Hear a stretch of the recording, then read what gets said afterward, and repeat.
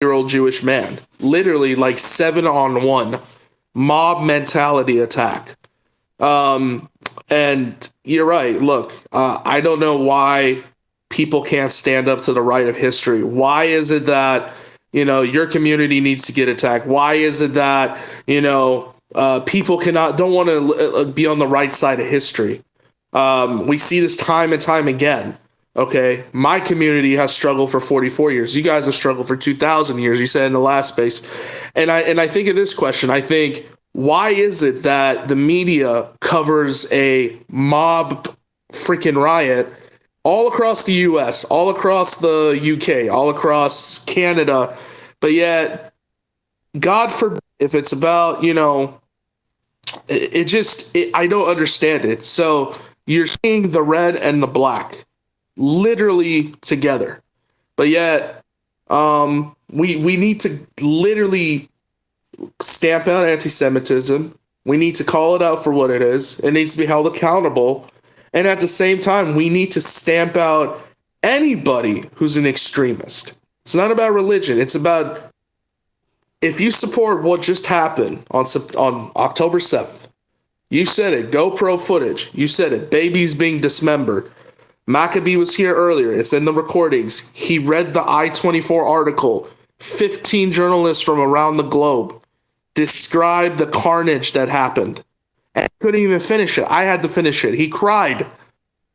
Like, if this happened to anybody, doesn't matter where you're from, doesn't matter what's your skin color, but the fact that this stigmata, this anti-Semitic crap is still in existence. Why?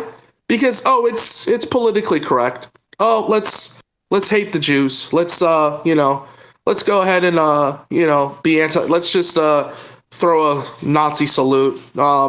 Even today in this space right now, I've had 15 people try to come up. One of them was literally the name of Hitler, which you're not going to come up. I've had death threats already for making this space, saying that I'm a Zionist agent. Okay, I want my paycheck if that's the case. So it just shows that sheer ignorance and sheer hate. They don't want to see people succeed. They don't want to see peace in the Middle East. They want to keep fighting and fighting and fighting, and it's getting tiresome. That's all I have to say. We can go. But let me add to that, and very briefly. Alex, you and I are totally our brothers, but even you haven't answered my specific question. There are hundreds of thousands of people on the streets across the world who are watching a Holocaust-adjacent genocide happening in real life, and they're coming out in support of it. And that's the question that I need answered, because I don't have that answer.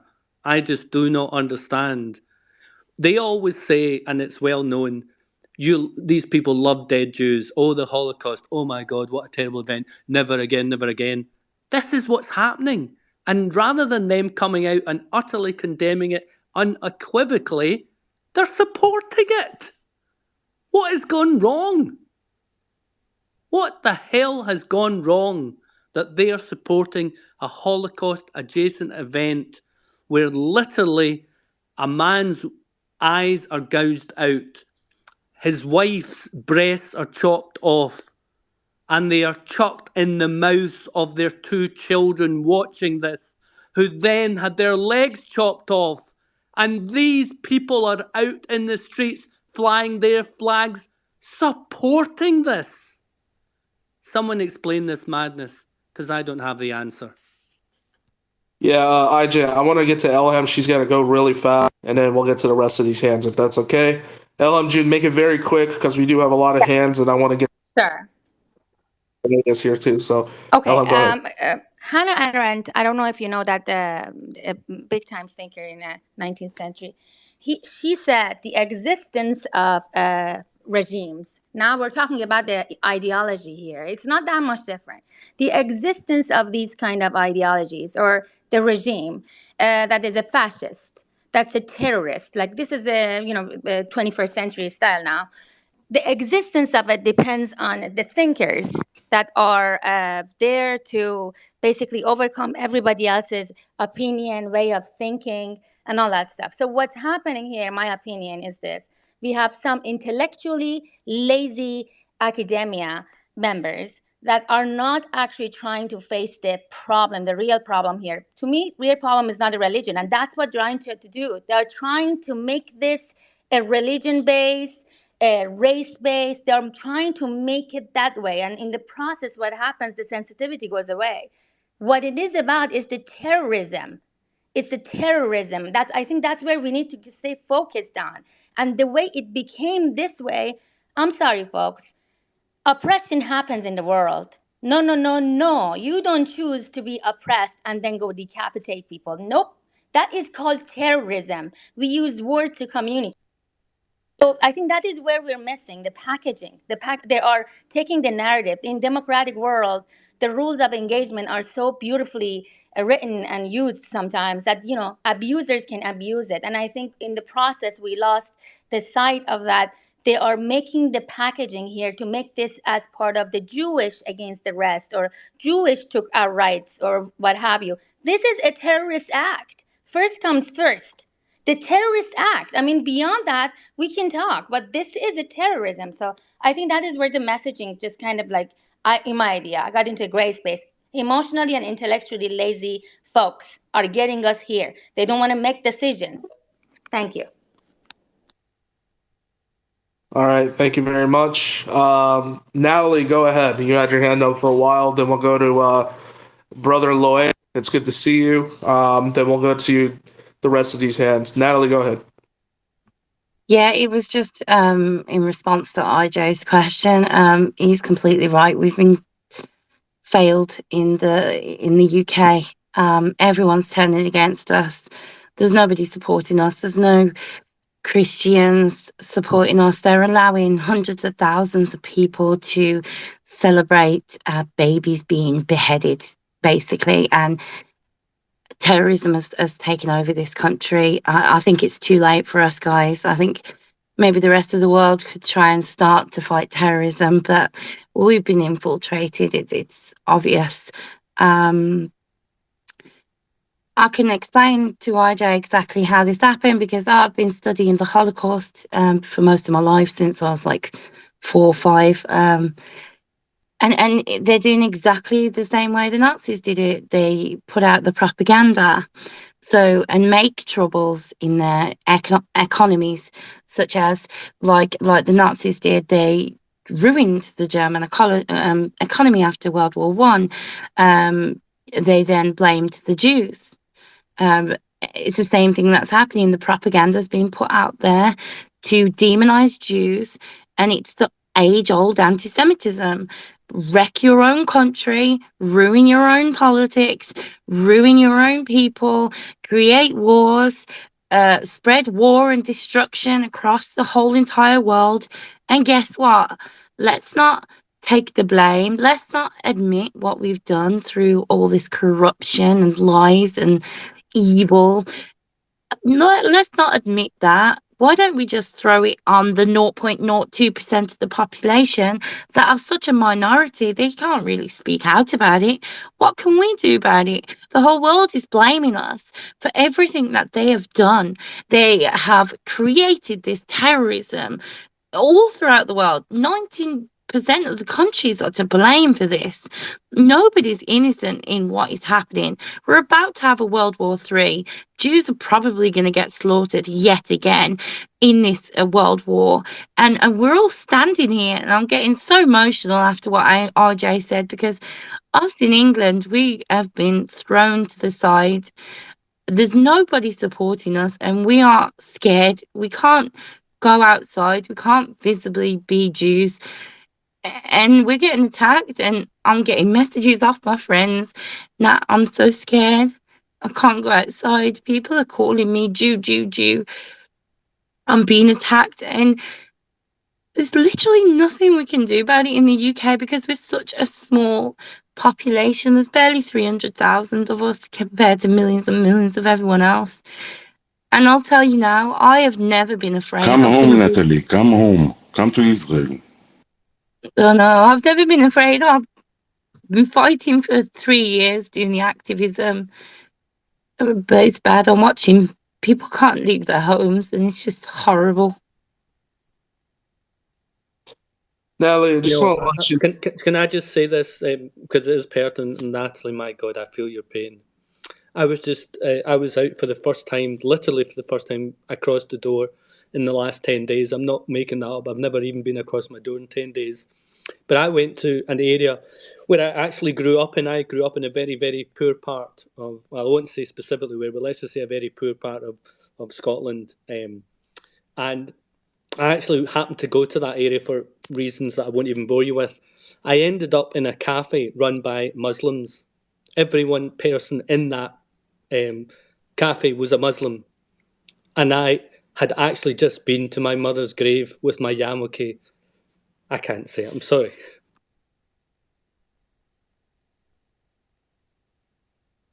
Yeah, God, I'm sorry. I'll carry on for him. I'm just begging everyone to keep sharing everything, especially on the BBC, about what's happening in England. You have to keep fighting for us, because at the moment it seems to be us and in France that are getting the brink of everything. So please share everything that you can. Keep fighting, keep showing what the BBC are doing, Jeremy Corbyn, and just keep showing what's going on, because I live in Birmingham. It's a very heavily Muslim area, and we are being attacked. We're literally waiting for our synagogue to be attacked. So please, I'm begging everyone to keep fighting, keep doing these spaces. They are amazing. They're learning people what is going on, because I'm pretty sure most of the British population aren't like systemically anti-Semitic, but they are just sitting there and thinking it's not their problem, and they're watching us get beaten in the streets. I've had incidents myself, and obviously IJ has, and it's making us emotional, because we know how this goes. We don't have any future in our country. That me myself, I've had Jewish family in my nan's side. I've been here since like the 11th century.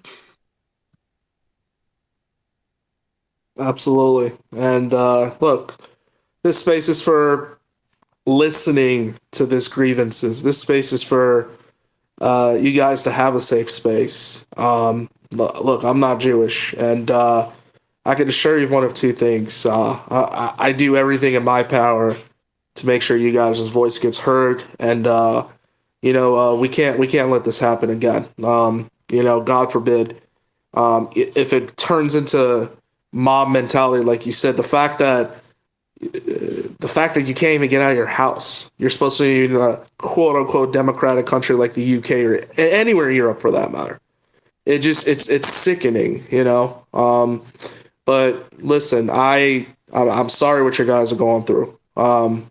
My community is with you. I can only give support. I don't understand what you guys are going through. I've never experienced something that racial or bigotry and incensed. So I think what we need to do is understand that.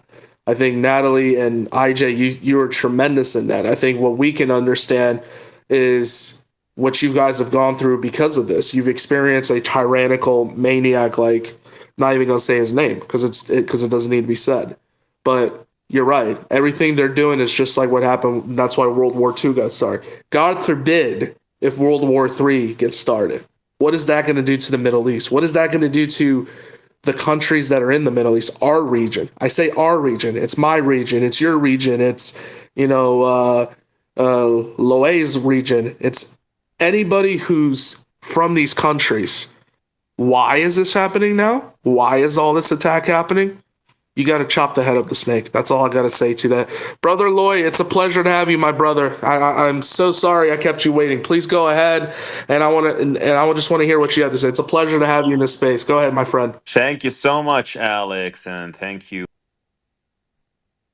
I'm sorry, I just got called. Can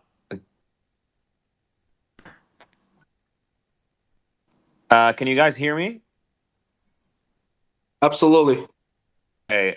First of all, thank you so much for having me on this space. I just want to say one thing, Alex. Just like I just be blunt in my points. So I just want to say to Natalie that my heart goes with you and with all the Jewish people in Birmingham and in the UK. And I'm so happy that the UK is now waking up and Europe is waking up in the sense of realizing what the protests of Free Palestine really means. And I really hope that we can raise awareness, because also Muslims who stand with peaceful Muslims who are pro peace with Israel, who are pro peace in the region, they stand against radical movements and extremist movements like Hamas. I'm sorry to say this, Alex. You and everyone, most people here in the space, they don't speak Arabic. They don't know their evil intentions, the evil intentions of Hamas and the radicalism and the extremism. I've been there, believe me, when I was raised. When I was raised, I've been through this circle of hate. I used to hate Jews. I always say this. I only changed in 2010 when I lived with a Jewish family in France. I'm sorry to say this over and over, but just to iterate something very important. And when I see people chanting Free Palestine in the streets of Munich or Berlin or Birmingham or London, I know what they mean. They mean one thing: kill all Jews, slaughter all Jews, get rid of the children of apes and monkeys. This is what they really mean. They never mean peace with the Israelis. They never mean peace with the Jewish people. They never mean reconcile Muslim-Jewish relations. They never mean let's look into our commonalities and find a better future for our children. And this is why I hope the European leaders wake up and treat every Free Palestine protest as they treat their protesters as suspects. I'm not being extreme, because why these protests are so violent, why those who chant these calls are violent even on social media. They attack people, they come after the Arabs and Muslims who stand against their cause. Not because it's not a cause for the Palestinians. Of course, we are sympathizing. Every human being is sympathizing with the innocent Palestinians who want to live in peace on their land as well, who want to live in peace with their neighboring Israelis. But I'm talking about those who have this pathological creed of annihilating and killing Jews for being Jews. And you can look at Hamas charter as well. I am so happy to see the Berlin police getting so determined in stopping these protesters and standing against them. Because to be very honest, Alex, we are next. If anyone thinks that terrorism and extremism is far from their doorstep, please think again. Please think again.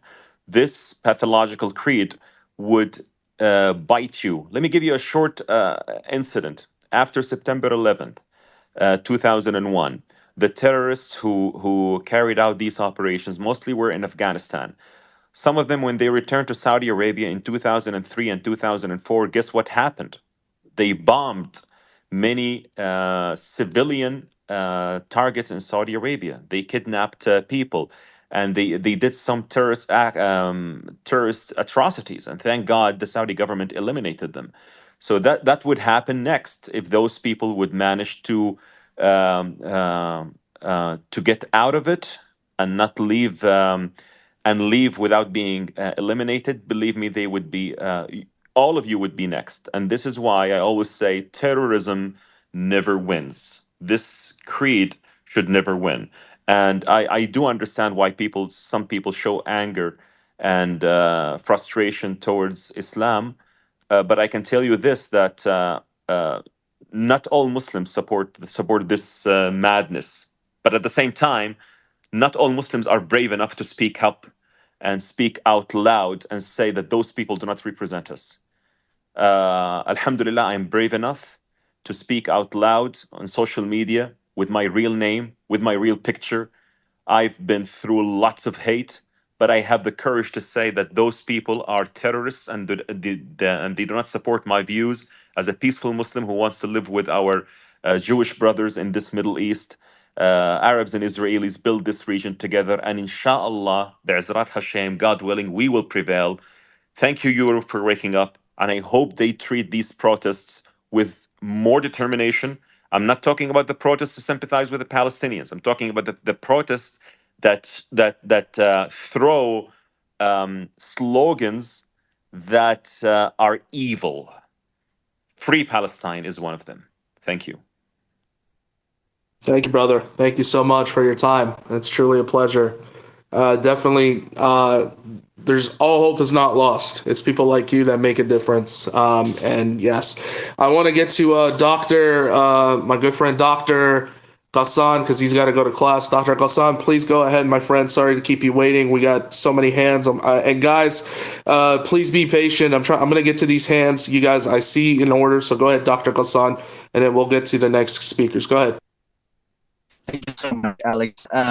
Actually, Israel has been at war since 5 years or more.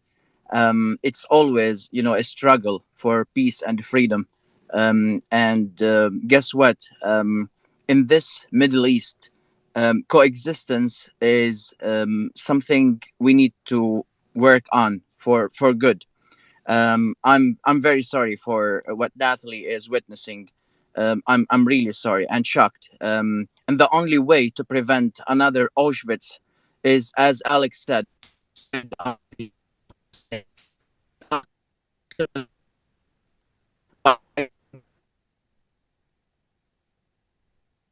slay the head. And there is always that, talk about, the role of the Iranian regime.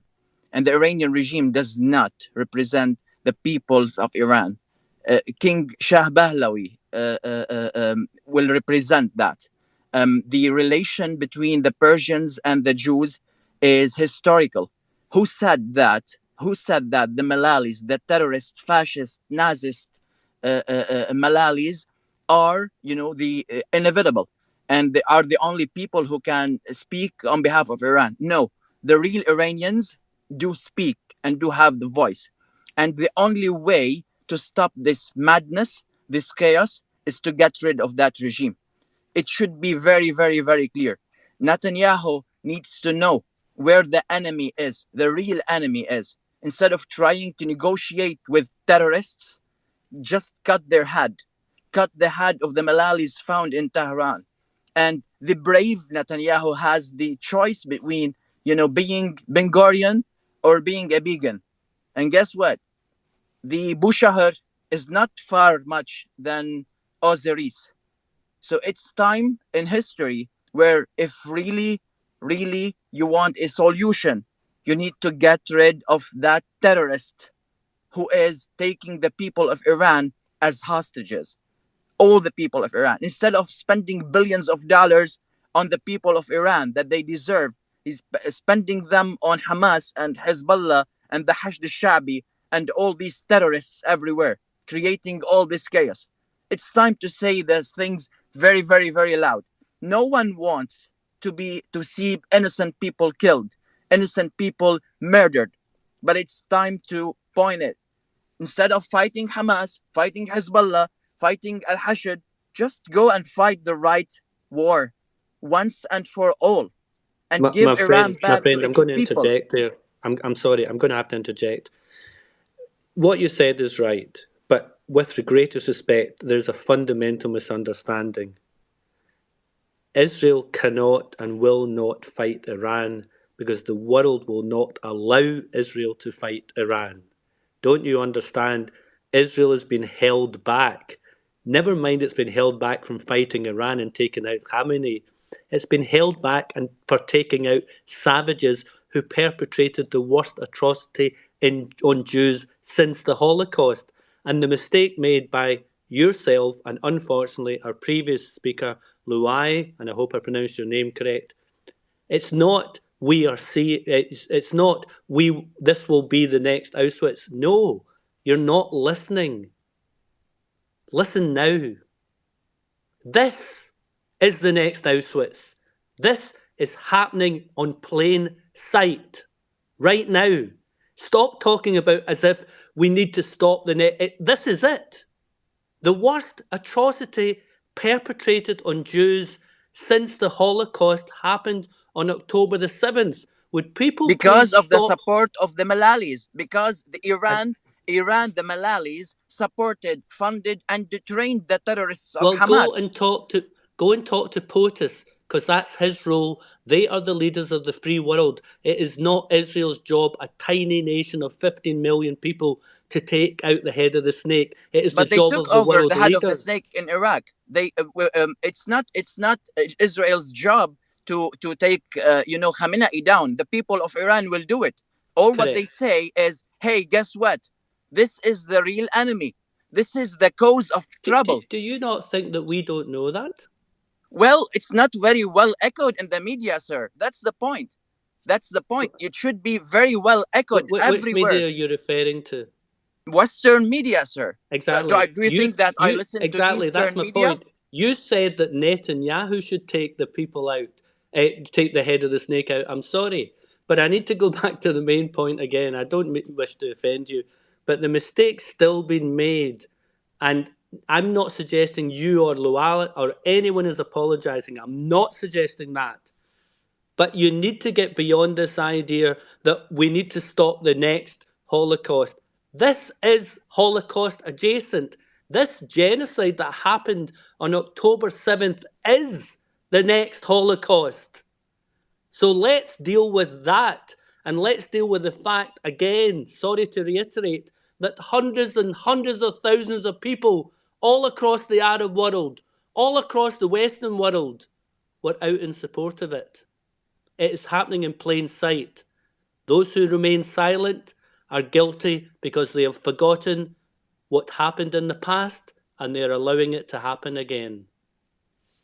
But that's the point, Mr. IJ. And again, we don't want to turn that to a personal, conversation, but rather we're saying that we, the people of the Middle East, would love, and will to coexist. Coexistence needs peace. That's what we're working for and with. Now, there is a terrorist regime that's not allowing peace to happen by supporting octopus like hands and trying to fund them, train them to create that chaos. Political Shiism, represented by the Malalis of Tehran, are causing that problem. This is totally against all what's our will to be living in peace and to build the Where peace. are all these people? No, I'm sorry to interrupt. Where are all these people, peaceful people across the 400 million Muslims in the Middle East alone? Where are all these people across the 1.8 billion Muslims across the world? Where are they not coming out in support of what I agree with what you're saying? Because you know what, my friend? I'm not hearing it and I'm not seeing it. Sir, the thing is, the media that reflects is only reflecting what's in the streets somewhere, especially in London. Okay, do you know what's the role of the? Do you know that the political Shiism was planted and made and supported by the UK first? Didn't you see that the Khomeini and the Khamenei were the products of the UK? Don't you see that? Now, Well, it's up to everybody I think we to might like disagree. read I think history. it was Jimmy Carter that installed Khamenei, not the UK. But that's neither here nor there. Please go on. So the thing is, and I'll wrap it up here. Now we are facing an existential threat, or that's what the Malalis are thinking, because peace is an existential threat for the Malalis. They cannot live without the concept of exporting the revolution. That's why we're saying, instead of trying to fight the hands, which is very costly, but we will do it anyway, let's once and for good fight the main. And everybody nowadays is, shedding more light on the devil role of the Iranian regime. And again, it's for Bibi to choose to be, a historical leader. And guess what? If he does, if he does, most of the people in the Middle East will be very thankful for, because despite any level of anonymity between the Arab countries and Israel, guess what?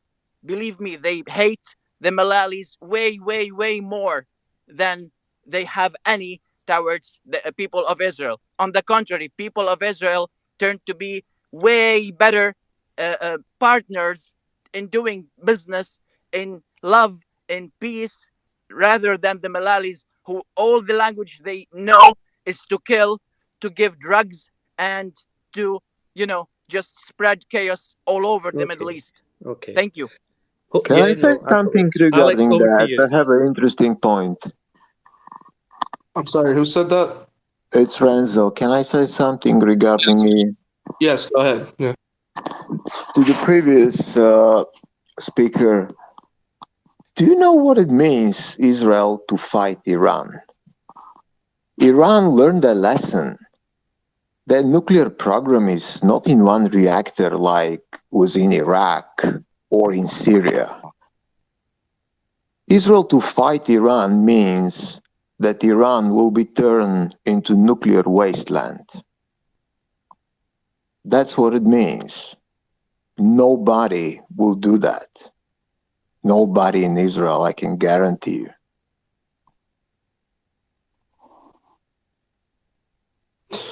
So I want to get to these hands, and guys, let's try to make it like in a minute or so, because I do gotta go help my family out in a 45 minutes or so. So I appreciate the amazing participation. This truly was a blessing. Like, I am like in euphoria how many people are in this room. 235 people are listening to the right side of history.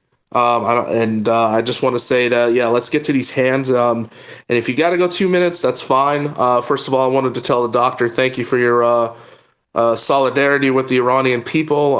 I do agree that Israel has its hands full right now. Let me make something very adamantly clear. The occupation that's in my country will be taken care of by we, the people.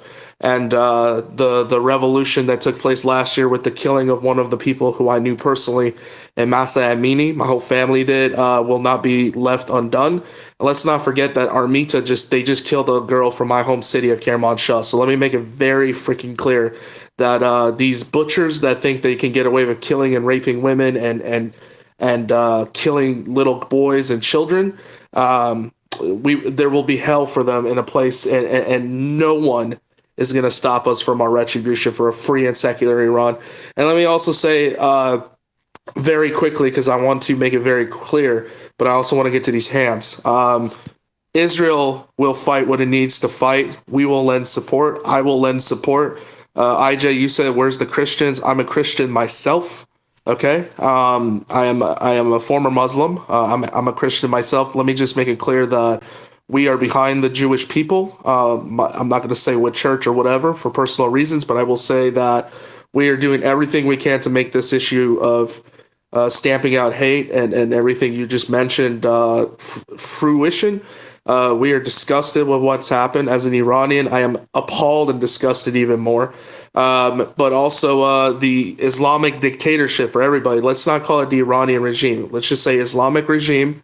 And the 79 revolution was not a revolution. It was a coup. It was a coup d'etat. So if we can start saying that, we really appreciate it, because there's nothing Iranian about this dictatorship. And we have one person who will bring unity, and that's Shahzadeh Reza Pahlavi. And the Cyrus Accords and the beautiful friendship of Israel and Iran together, the real Iran, not the mullah, the sanctified, degenerate mullah regime, that will be happening. So we'll take our country back. We just need some. That's it. Thank Alex, can I give you something technical? Go for it. Yes, I in the recent days there was a few events. So I just wanted to make clear, everybody that support Israel, that support peace, that support our issues, Iranian that support Israel, Emirates that support Israel, United States of America that support it. Everybody is welcome in our spaces. India that support Israel. Everybody is, and nobody, if you do retweet or not retweet, you're not need to be harassed. And everybody are welcome, and we we heard all these events, and we will fix this behind the scenes. This is not the behavior that needs to be handled, and we're fixing that. And you are all welcome, and you will always be welcome. And we applaud you and hug you dearly in our tough times like this. Thank you. Well, we're with you in your tough times. What happened on October 7th will not be forgotten, and as an Iranian, it would not be my duty if I didn't stand with you guys, just like you stood with us last year, and you stood with us in August by bringing Shahzada to Israel, which was a beautiful time. But anyways, let's go back to these hands. Talusha, we're going to go to you. I'm sorry if I butchered your name, but I've been up for almost 4 hours, plus I work, so please go ahead. Thank you for being patient. Please go ahead. It's Talusha. Thank you so much. We Indians support, you guys support Israel. And we're being trolled on Twitter for supporting you and also on the spaces. So we've been having sort of lots of verbal fights here and there. We had the similar situation in the UK when Leicester situation erupted last year, where the Hindus were beaten up by the Muslims and attacked in various places. So a similar thing is happening, what's happening now. With regards to the BBC, IJ, you're absolutely right. The BBC has suspended 6 Arabic language journalists because they published their support for Hamas, pro-Hamas tweets or their comments. So they've suspended them. So that's where they're using their editorial guidelines of impartiality. However, when it comes to Hamas, they sent out a report on Friday saying you should refer to Hamas as a group and not as terrorists. Yet the guy who attacked the 2 tourists in Belgium, the lone guy who stabbed them, they call him a terrorist. The BBC has really messed up themselves, just don't know what's going on. And when I was working there, they were always anti-India, they were always anti-Jew. And when we used to raise eyebrows, they would say, oh, this is the editorial guidelines, just get on with it. And they did an anti-Modi documentary, which was completely biased, false. They didn't even have any of the evidences, etc., etc. And everybody, all the Indians wrote to them and said, look, what's going on? No, they said, we are following facts. And the people they used, they're from Al Jazeera, and journalists from Al Jazeera, the Wire, etc., that were all anti-India, anti-Modi, anti-Hindu. So what we are doing is right. Hindus are supporting Israelis because we know what you're going through, and we have been through this situation in India with regards to the attacks in Kashmir, all across the borders. And Israel was the only country that supported us in our times of needs. So we are your friends. We love you, and we'll be there, and we'll support you no matter what.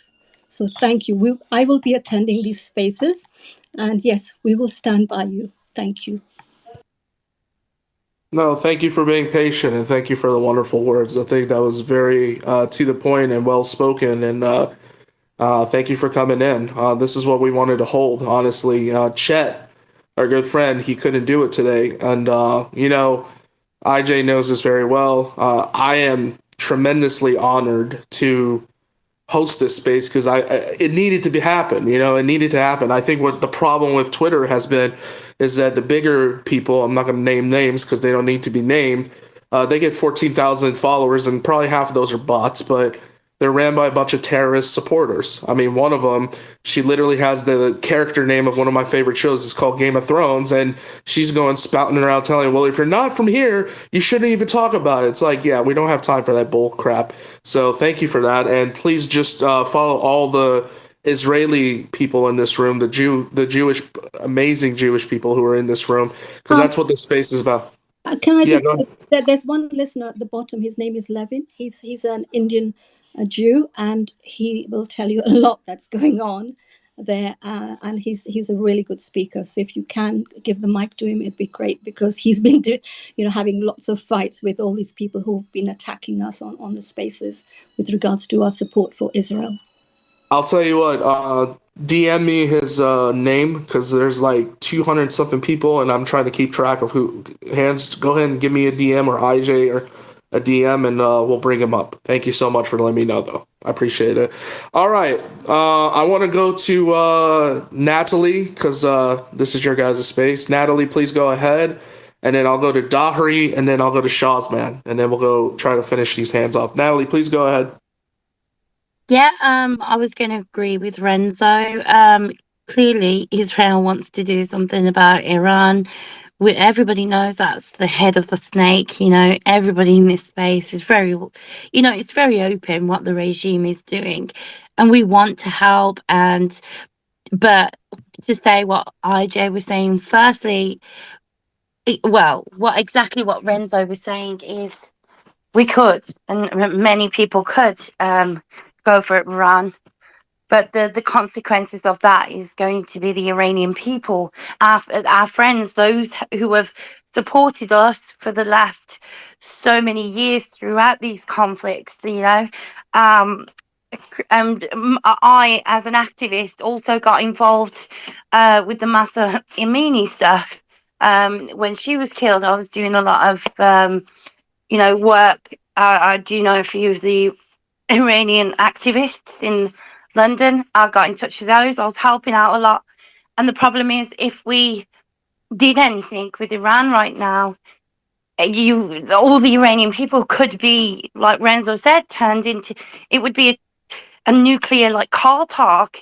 And we can't risk that. That's the problem. So it's up to the Iranian people right now. You have to come together. There is only one people right now that stands between, the Holocaust has began, as IJ has said. We are literally in the middle of a Holocaust. This is how it began before. It's how it's happening. We are getting attacked. Nobody's doing anything. The propaganda's out there. The lies have already been out there. The only thing standing between us and World War III right now is the Iranian people. You need to come together. Because we cannot attack Iran at the moment, because the people are going to be the ones that are going to suffer. And also, quickly to answer with Talusha, she's quite right. So I work with a lot of Indians. I do a night shift, so there's only about 10. But I've been through this. I've been to work because I'm a journalist. So I've had to watch all this unfold at work. And I've been through hell since October the 7th. But the guys at work, they're all Indians. They've risked their job by even getting a bit of whiskey out for me.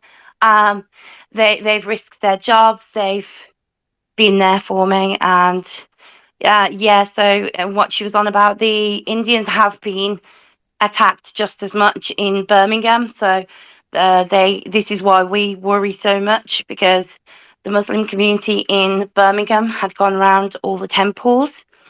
They had attacked all the Hindus within their temples. They did like protests, but literally just went and beat up all the Hindus in their temples. They were attacked. I've seen videos of the Hindus being attacked all across Birmingham. So I know exactly what, happening there as well. And we know that's coming for us. That's why we get so. Absolutely. But it is up to, I'll just end this because I'm trying to make it quick. It is up to the Iranian people now. You guys are the one thing that are standing between us and World War III. Brilliant. Alex, back to you. There's a lot of hands. Let's give everyone a voice. Yeah, no, I appreciate it. Thank you, brother. Natalie, it is up to us. And believe me when I say this, what they just did to Armita, if they think they can just hush her death, they got another thing coming. I mentioned it in our community space last night. I mentioned it here. You're going to see sheer hellfire from my people of the city where I'm from, where she's from. That's all I'm going to leave with that. That's for another space. This is for you guys. But you're right. It is up to us, and we're more united than ever. We just got to root out the deceivers who claim to be for democracy. And I'll just leave it at that. All right. I'm going to get to Johnny, because Johnny, you have been coming in and out like frequently, and I think you're just being bugged to obliteration. So I want to go to you very quickly. Then I want to get to Dahri. Then I want to get to Shazman, Ariel, Mer, and then we'll kind of slowly wrap it up from there. Johnny, please go ahead, my friend. Good to hear and see you doing so well, Alex. A real patriot, and all in this space. I think sometimes in life there is black and white, and with this, there is civilization against barbaric barbarism that wants to take the world back to 1400 years. That's what they did with Iran, these people. And the thing is, when you hear others that defend what's going on with the atrocities, and it is an atrocity, it was a slaughter, it was an atrocity, right? Make no whims about it. And people who fail to acknowledge that, then there's the question mark on them, because before anything, we are human first. Human first. And in anyone's book, raping, killing, beheading, torturing is not acceptable. And the thing I find with those that defend what's gone on with Hamas, or they try to skirt around the issue, what happened to Israel and the people in Israel, they'll often answer a question back with a question. So people will ask them, do you condemn what's happened with Hamas? Do you condemn what's happened with the atrocities? And they'll say, yeah, but let me ask you a question first. And this has been going on for 75 years. So they kind of ifs and buts and skirt around the issue and try to put it back onto the person. And often it's not what they say, it's what they don't say. That's the most deafening. So I think with all of this, this is important for society all across the world.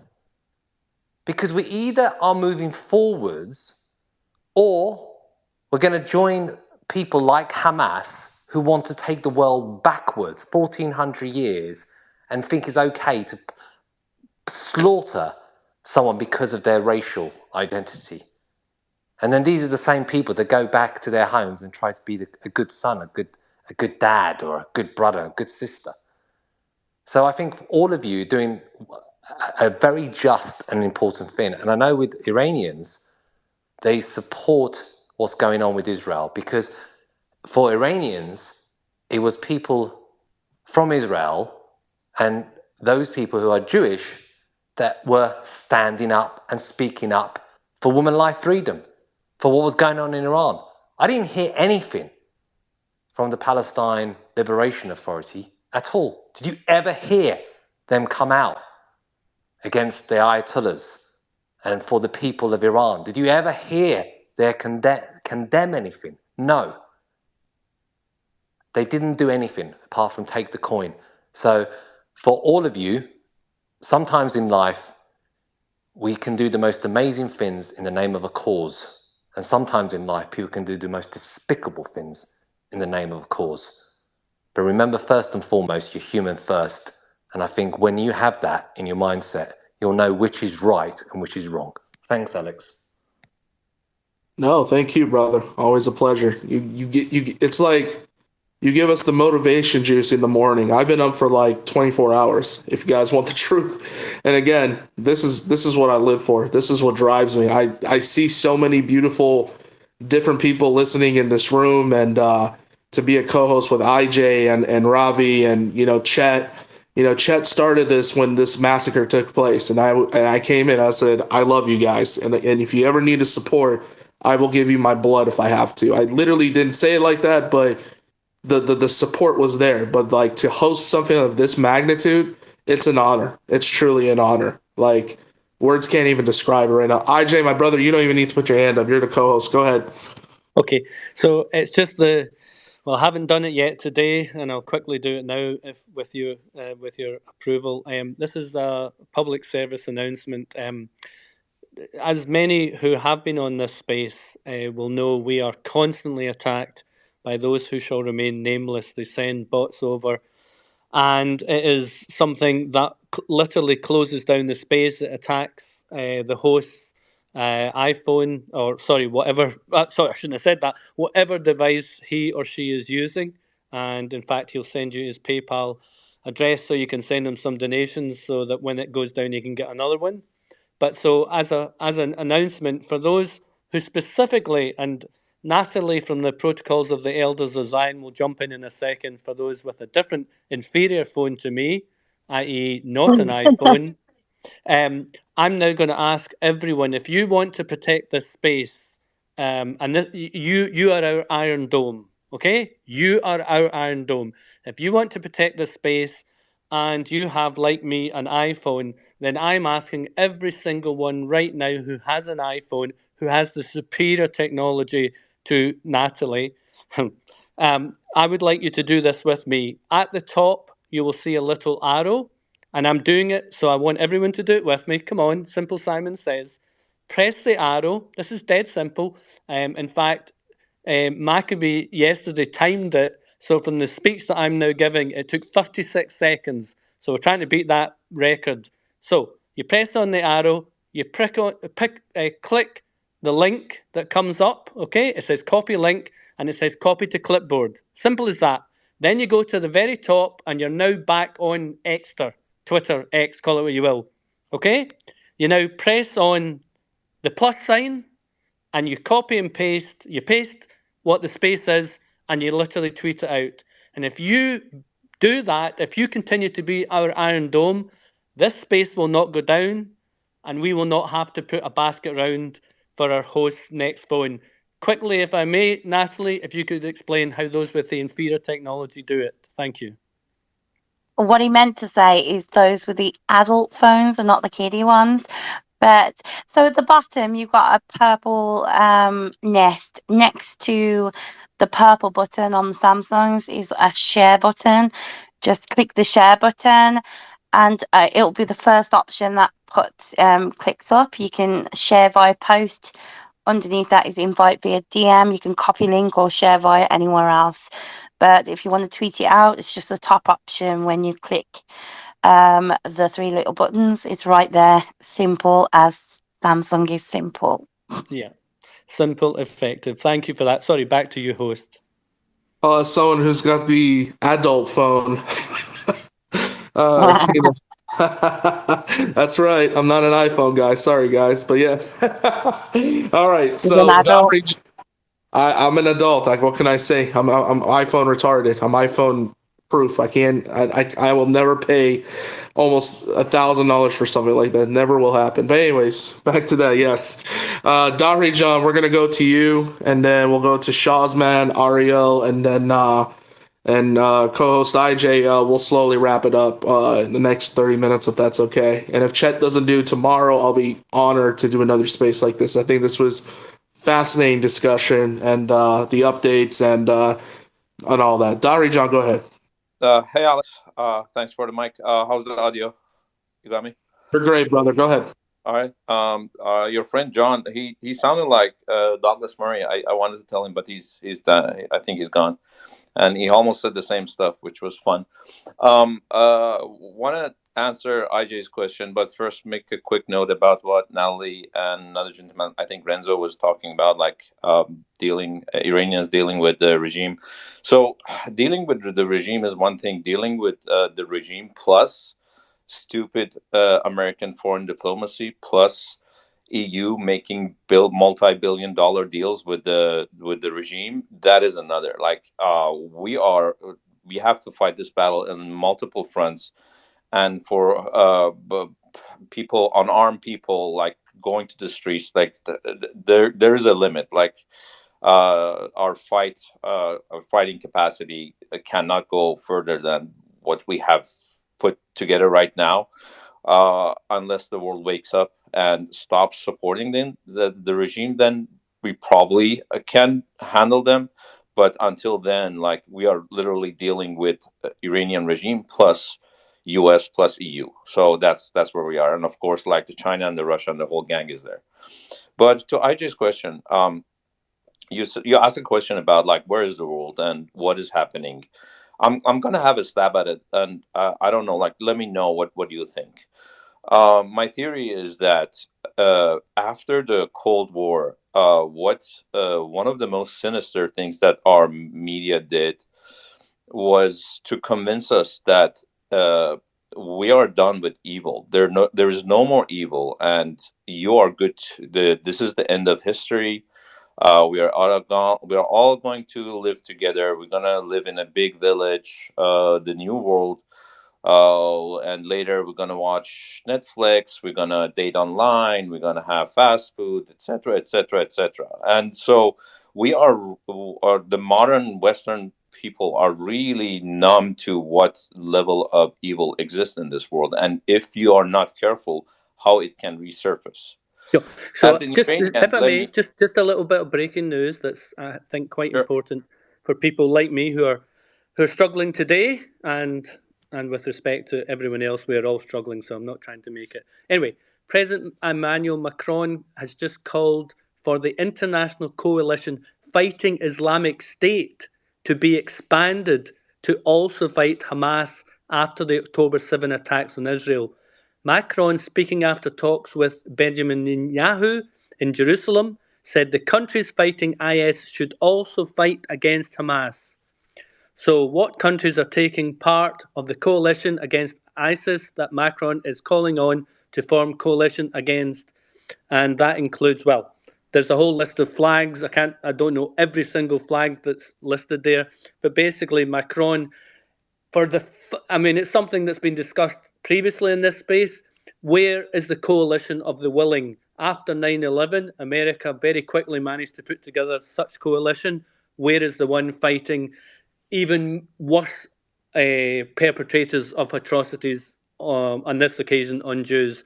And it's good to see a world leader finally coming out and trying to get these leaders to fight them as one. Back to you, my host.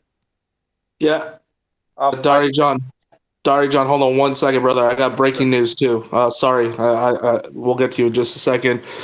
Someone in the audience just posted this to me. This isn't like recent, but this is important. IDF has just eliminated Abed al-Rahman, who is the Hamas leader who planned the massacre in Kibbutz Be'eri. If I said that name wrong, please correct me, IJ. But that is just breaking news. So I thought that needed to be shared. Another Kotlet sandwich has been unleashed. Darijan, back to you. Thank you for being patient. No worries, of course. IJ. So I was going to build on that. One of the things that the Western, I'll wrap this up quickly.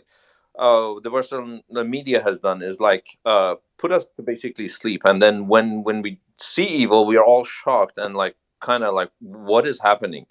As an Iranian, let me give you a small glimpse of the level of evil I grew up with. One of our relatives was captured early and after the revolution. She was a leftist, and by leftist I mean she was basically a kid saying some of the stuff that she heard outside.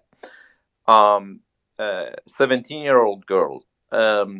After a year, I heard my parents screaming in the house, both of them, and I ran to them. I was like a child. I ran to them what's happening? What's happening? They didn't tell me, but they're both sobbing and crying really loud. So I'm traumatized, and that memory stuck with me. After a couple of years, so I was a little bit older. I was keep asking my mom, what happened to that girl? Why did you guys do that? It's so they executed the girl, but before they executed the girl, they raped her. And the reason they raped her was, according to their version of Islam or Islam, whatever it is, if you die as a virgin, you would not go to hell. You would go to heaven. So to ensure that she does not die as a virgin, they raped her and then they executed her. This is the level of evil as Iranians we grew up with. Some Iranians might have heard this over and over because it wasn't just one case. It happened. It repeated many times. Early after the revolution, when they were taking care of their dissidents, they were massacring them in the prisons. But we grew up with this, and I was like, okay, this is what humans can be. This is what you have to look for. This is what, when you have your guards down, this is what the evil would show its face, its nasty face. Yeah. So and I think that's why the Western world, after after so much calm and like not understanding how bad people can be, they are actually in awe. They don't understand. Maybe a lot of Jews do, because they know the history of Holocaust a lot better than the rest of the people. But most of the Europeans, most of the Americans, they don't know this stuff. They don't know how bad people are, if given the opportunity. And that's why you see what you see in Birmingham, what you see in London, Yeah. in other cities. Yeah. So another bit of breaking news. Sorry, and I appreciate No, I'm done. everything I'm done. you've said and totally agree. Ambassador Gilad Erdan, who is the Israeli ambassador to the UN, has stated the following: the UN Secretary General, that's Guterres, who shows understanding for the campaign of mass murder of children, women, and the elderly, is not fit to lead the UN. I call on him to resign immediately. Pretty strong words from the ambassador of the Israeli ambassador to the UN. Back to you. Yes, no, the UN is a criminal organization. They want to put the human rights panel on a bunch of killers, occupiers in our country, but yet we screamed for almost a year and a half last year. But it's okay, you know. Criminals are going to be criminals. I cannot agree more. Gutierrez needs to go. Dari, John, thank you so much for the wonderful comment. I cannot agree with you more. Guys, I have some breaking news of my own, and IJ, thank you for that. That was one of them, but I got two more. The U.S. Maritime Administration has now released a warning to any ships moving throughout the Red Sea to be on high alert for airborne missiles and drones over the region due to the ongoing war in Israel and possible future launches by the Houthis in Yemen. Also, this is hearsay. Lebanese sources are now claiming that mortars have struck a number of Israeli outposts along the border with Lebanon within the last hour. And also, the Israeli foreign minister just said that Hamas are the new Nazis. This massacre will go down in history. Hamas are the new Nazis. The civilized world has to stand united with Israel to defeat Hamas. And this was addressed by his good foreign minister himself, Eli Cohen. So that's just some of the news I got. That's very interesting. And also, the IDF just killed a terrorist just maybe 45 minutes ago. So that's just some of the breaking news I got on my front. And also, again, I cannot reiterate this enough. And IJ, I'm going to take your speech for it. Guys, please do retweet this space. One of the things I've noticed and I found out, and I think it's very clever for some of the stuff that I host on the roundtable that I do personally, is that they are trying to hammer the space down. They're trying to report it. They're trying to throttle us. I'm already getting mass reported because I'm standing in solidarity with our Jewish brothers and sisters.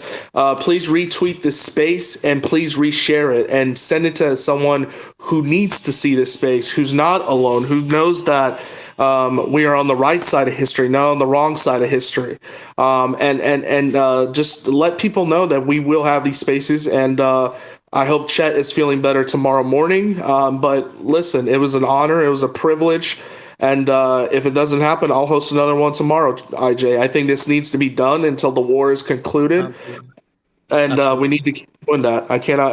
This is phenomenal. But yeah, Shaw's man, we're sorry, gonna go can to I just say, Alex? Yeah. Go ahead. Tiny moment. I've just spoken to my friends over at Mossad, and I can assure you the check is in the post. Wonderful. Okay, I'll get my grad in the mail. I'm seeing it right now. Thank you.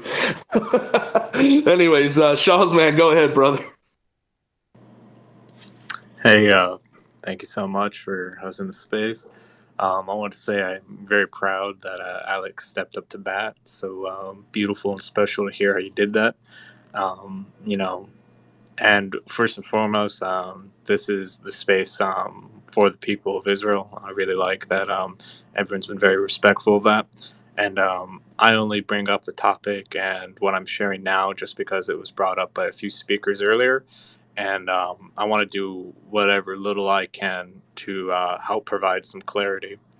In my own opinion, and I'll be a little strong on this, the people of Israel have done, 110, 200% of what anyone can expect of them as far as helping the Iranian people be equipped so that when, if, and how they decide, they can be having a better chance on the streets to stand for democracy in Iran. It's not anything more that we can really expect of them, I believe, reasonably. Netanyahu met with Shahzadeh Reza Pahlavi. They started the Cyrus Accords, a lot of great stuff. At this point, we need to look at, who are the largest economies that have influence, that they are either, turning a blind eye to the regime and letting it thrive, or directly, intentionally letting it thrive. Intentionally, we got the likes of China and Russia, but I don't know about you guys, but I don't think anyone in the free world has enough soft power clout to change the minds of those governments.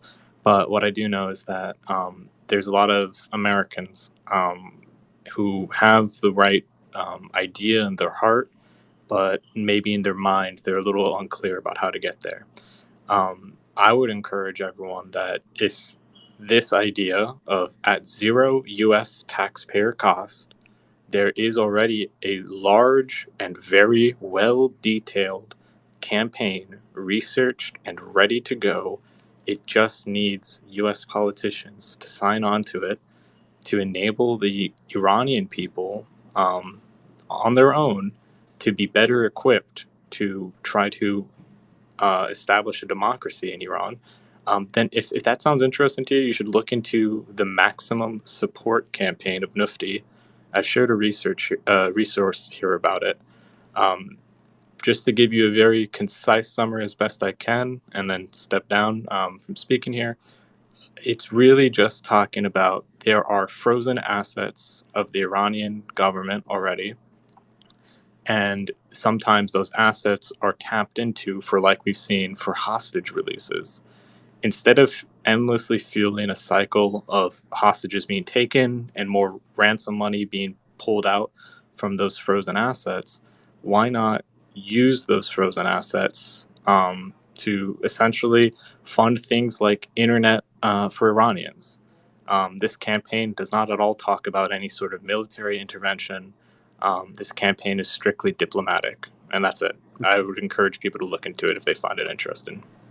Thank you for that. Listen, I want to interject for 1 second.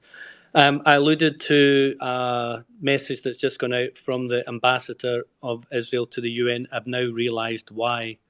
You're not going to believe what I'm just about to say. In effect, and I'm trying to hold my temper here, in effect, Gutierrez has in effect blamed Israel for the massacre of Jews on October the 7th.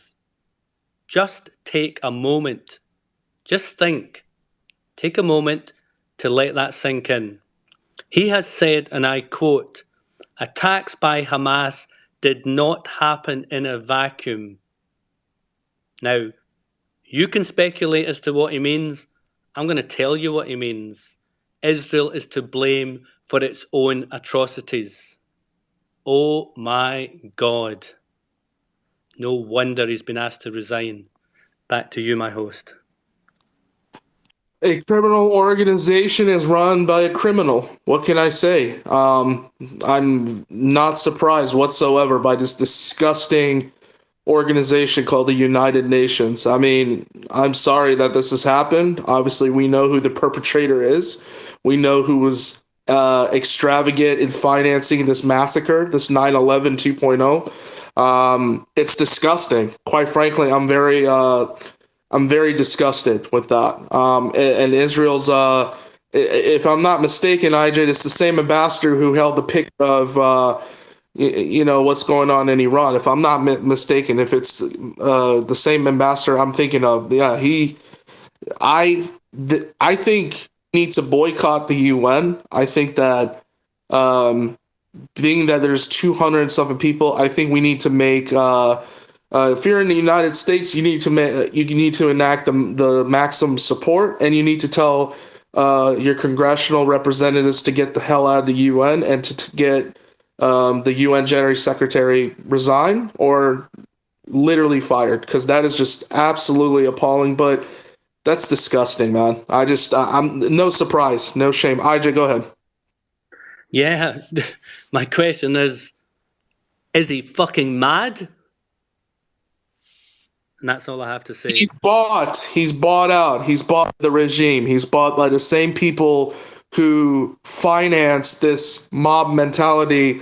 These are the same people who are bought and are paid by the regime to go out and attack 80-year-old Jewish men who literally support their country. He's bought by the same people who go and terrorize my friend who is Iranian and Jewish in the UK, literally pulled a knife to her and said, "We're going to cut you open."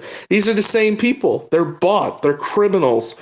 And this is why for my community, for 44 years, we have suffered. This is why for you, IJ, and for you, Ariel, you guys have been blamed for all of this. They're blaming you guys. They're saying you guys did this atrocity. They're not saying Hamas went into these kibbutzim and massacred and cut babies' heads up. But no. Let's go ahead and throw the stereotype down. It's the Jews. It's always the Jews. It's disgusting.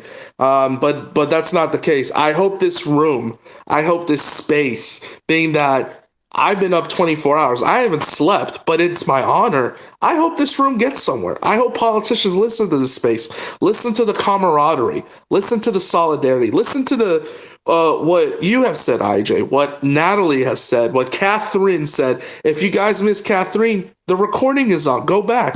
That is the real side of history, not a bunch of pigs who are bought out by a dictatorial occupation force in my country, who are the same people who are orchestrating mob mentality all across the country right now. I wouldn't be surprised if we have another 9/11 attack. I mean, yeah. Go ahead. Yeah. No, listen, I didn't mean to interrupt you. You go on. Listen, your stream of consciousness is what I need to hear, my friend. Please go on. I'm just tired. I'm tired, and I'm going to get to these hands really fast. I'm very ashamed as someone who loves human rights. I'm someone who has lost family to this regime. I'm someone who's stood up for other people who've been bullied. I'm not a bully. I'm someone who will stand up for the Jewish people, for the Indian people, for the Lebanese community who's came in here and stood with the Iranian nation and with the Jewish people for that matter. I will stand up for that because guess what? Unity is opportunity. If we don't stand up, if we don't come together, this regime and their criminal cohorts are going to destroy this world. They're going to destroy what Western democracy values we hold. If we lose that, we're done. Look at what they're doing in the UK. Look at what they're doing in Canada. Look at what they're doing in Los Angeles and Chicago and New York. Places where, by the way, I don't want to put my political beliefs in people, but those are places where guns are not allowed. I promise you one of two things, and I'm going to leave it with this. If they come knocking through my family's door, if they come in and spread their hate and their misogynistic attacks, the Second Amendment is a beautiful thing. I'll be damned if my community gets attacked because we want our country back. I will be damned if the Jewish community gets attacked. Why? Because they have to defend themselves from a bunch of proxy forces that our occupier back in Iran has held hostage? No, I'll be damned. Iranian Stand with Israel is not just a trendy thing. It's an actual, literal statement. And the fact that it's still trending on X or Twitter, it shows you who the real allies are.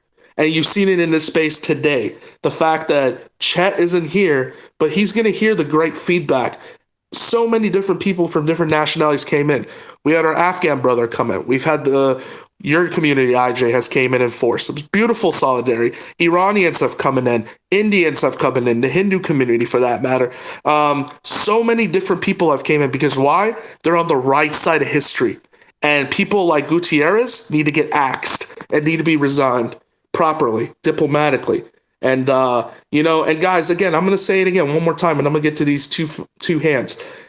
If you want to go to a space that is ran by a bunch of anti-Semitic, by a bunch of regime-loving terrorists, go right ahead. But if you're going to come into this space, you are not going to get the mic. If you're going to call anti-Semitic slurs, if you're going to call me a Zionist agent, which, IJ, I need my bank money from that. I need Mossad to pay me now. You're not going to come up here. I've already had like 50 people try to come up, and look, I'm going to vet the shit out of you. And if you're going to be slurring, if you're going to have anti-Semitic tropes, you're not welcome. If you're going to come and attack my people back home, you're not welcome. We are fighting for freedom and for a peaceful Middle East. Cyrus Accords, maximum support. We're going to fight for Israel. We're going to fight for the Middle East. Peaceful, peaceful. We're done with the wars. I'm done with the carnage. I want a beautiful Middle East. We are the oldest region, mostly oldest region in the world. We have a civilization that goes back before the Abrahamic faiths. So we're going to keep that and preserve that. These people who decided to use oppression and attack women, it's no more. I'm done with it. I'm not holding my tongue. So I just needed to say my piece. I needed to vent that out. And if you don't like what I have to say, then go start your own space. Because we need to be on the right side of history. We need to be there for the Jewish people, for my people. Revolution is still brewing. Make no mistake about it. And who's the country that stood with us? Israel. So that's all I need to say about that. And anybody else who's allied with us, make no mistake, we know who you are. Thank you for your solidarity. And we need to be there for our Jewish brothers and sisters. Because what happened on October 7th should never have happened. But it happened because you got people like Gutierrez running the show and are bought out by criminals. So I'm sorry. I'm not going to hold my tongue. But criminals are criminals. All right, Mehran, I'm going to go to you. Thank you for being patient, Dadash. Go ahead. Thank you, Alex. I just thank you for the space to you for this. I've been listening for the last 30 minutes. It's been great to hear everybody's side of perspectives. I agree with you, Alex. The Jewish brothers and sisters has been on Iranian. They've been speaking out for the people of Iran for the last many years. I remember one incident in the United Nations General Assembly when the butcher of Tehran was speaking, Ibrahim Raisi was speaking. The Israeli representative of the United Nations stood up with a poster which says freedom from mass and many. He doesn't need to do that. He doesn't need to do that, guys. No one needs to do that. But him doing that, I give so much respect for that, because he went out of his way to march down the steps towards everybody's like, hey, freedom for the women of Iranians, freedom for the people. He got escorted out by the securities of the United Nations. As someone said here, UN is a joke. It is a joke. What this Israeli has been doing, I have to remind a lot of Iranians with myself, and I have to remind people who are not Iranians why we stand with Israel, because there's 200,000 Iranians descendants in Israel. We have a lot of Jewish community between us and them. We have no relations with Arabs. We have no relations with Palestinians. The Palestinians helped Saddam Hussein attack Iran. Palestinians, the PLO, helped Mullah to come support, take over Iran in 1979. They have a statue of Saddam Hussein in Gaza. They use our money and use our resources. 60 million people in Iran are below poverty line. These mullahs, these terrorist child machine regime is using the Palestinian cause for us to suffer in Iran. And I don't want us to be an enemy of Israel. We've never been an enemy of Israel. We always been friends with them. They benefit with us. We benefit with them. I like to been saying this to everybody. I think I said this in the last space yesterday, is to educate people more on this, why Iranians are with Israel. A lot of people are not sure why we're with. They assume just because we're Muslims, we had to be with the Palestinians. Religion doesn't mean anything. I have to remind everybody that when Iraq attacked Iran, all the Arab countries were supporting Iraq. Why should I support Palestinians? They don't give a fuck about Iranians.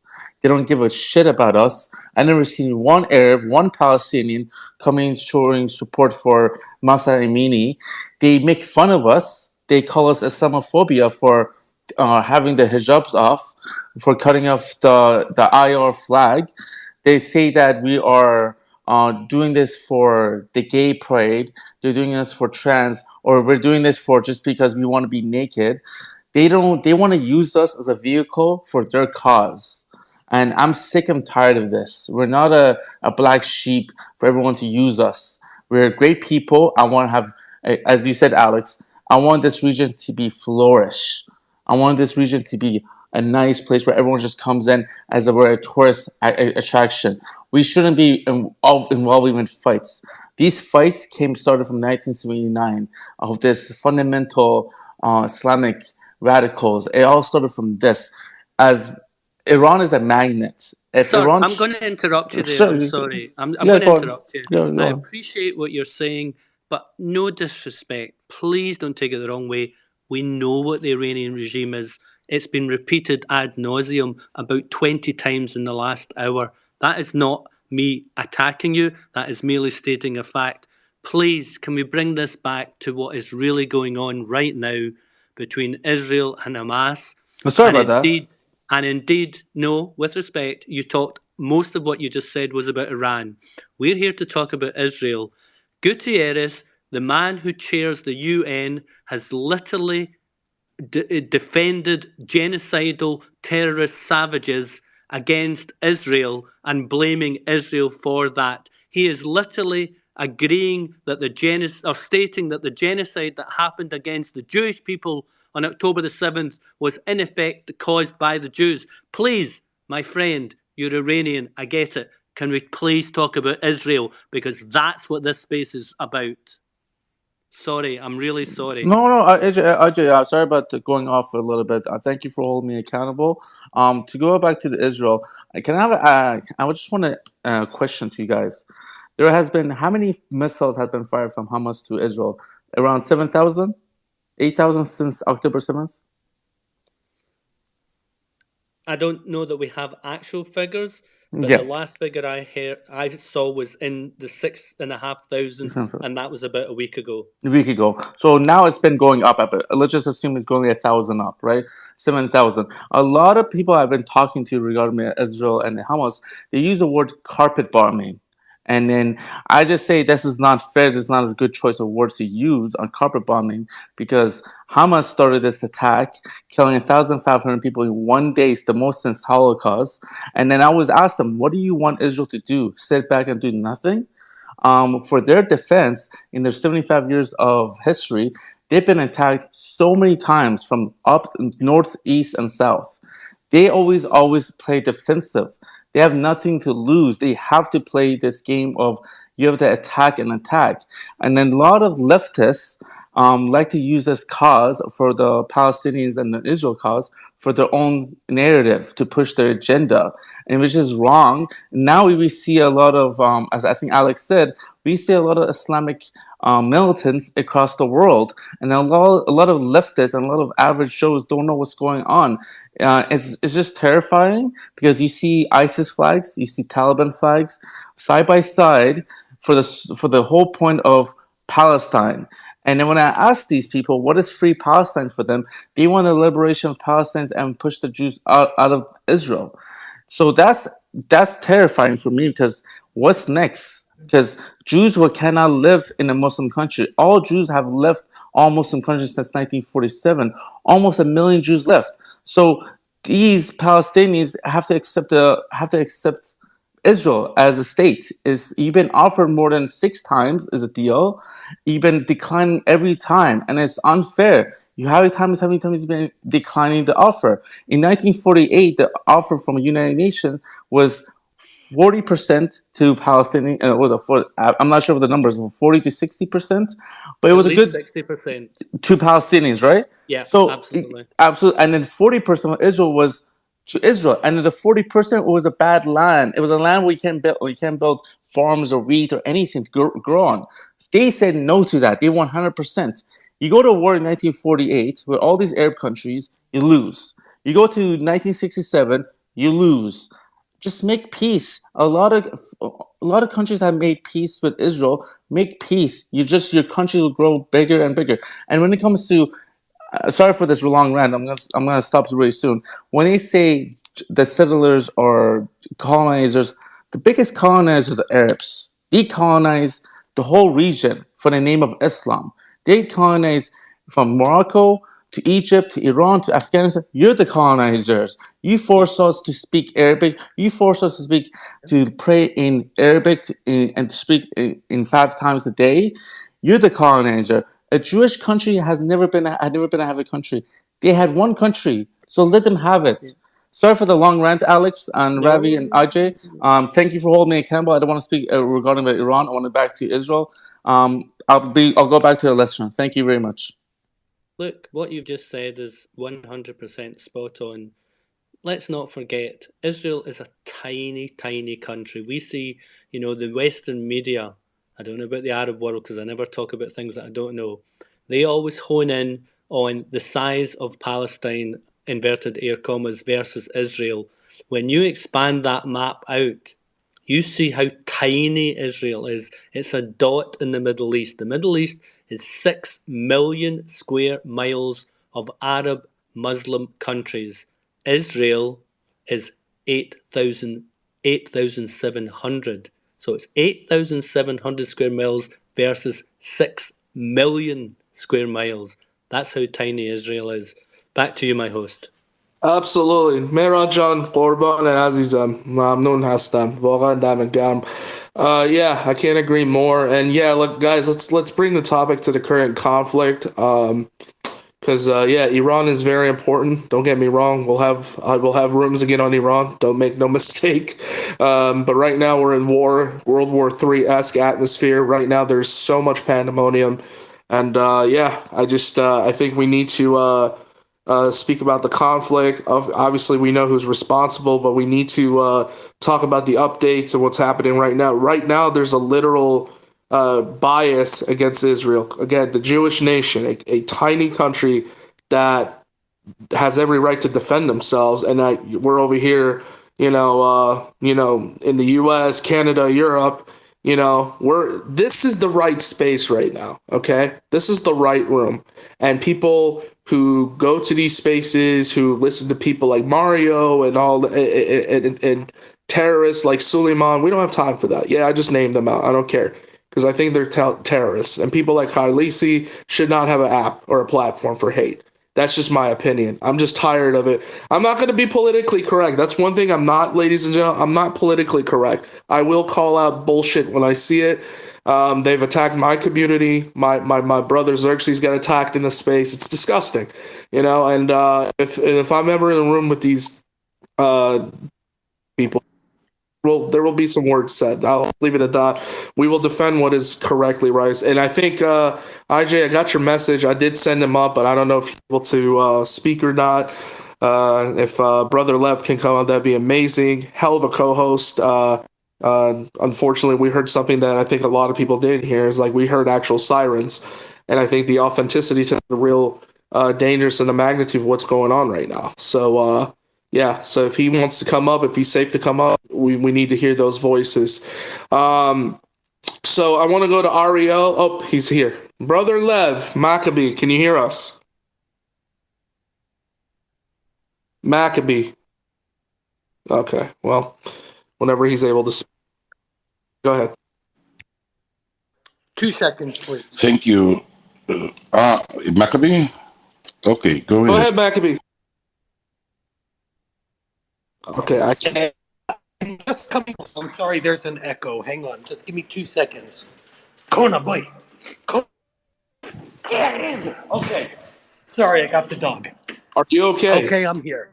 Yes, I am here. I'm just giving the dog a walk because we couldn't go out before because we were under rocket attack. So yeah, I'm actually, God, it's so weird to say this.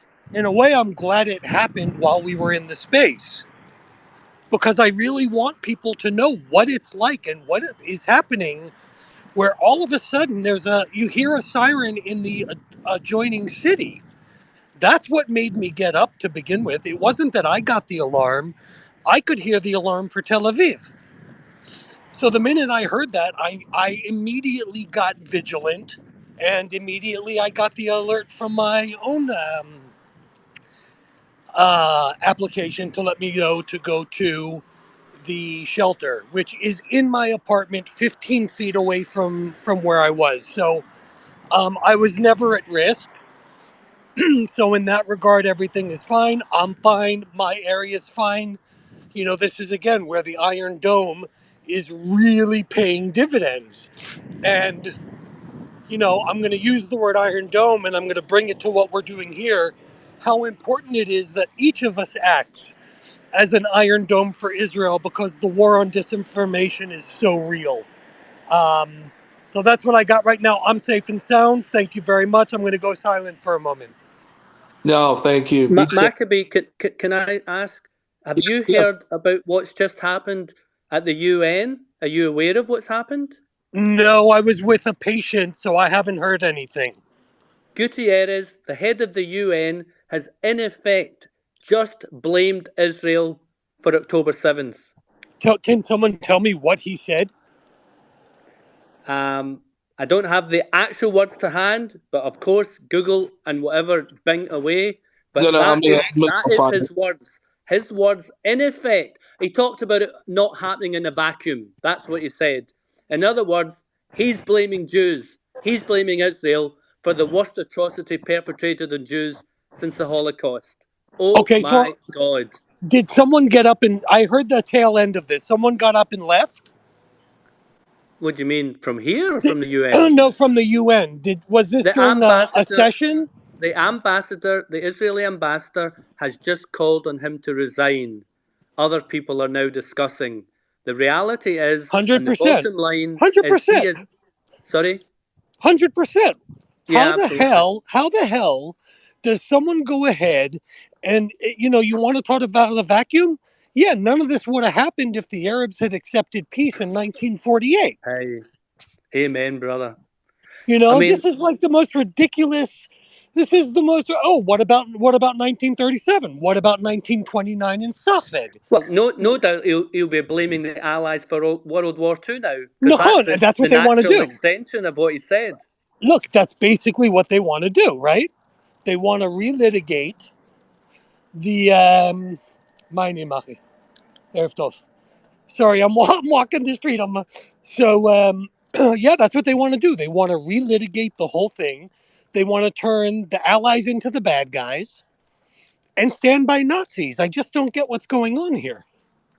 And as our host said, sorry, you were about to go for it, Alex. Your call.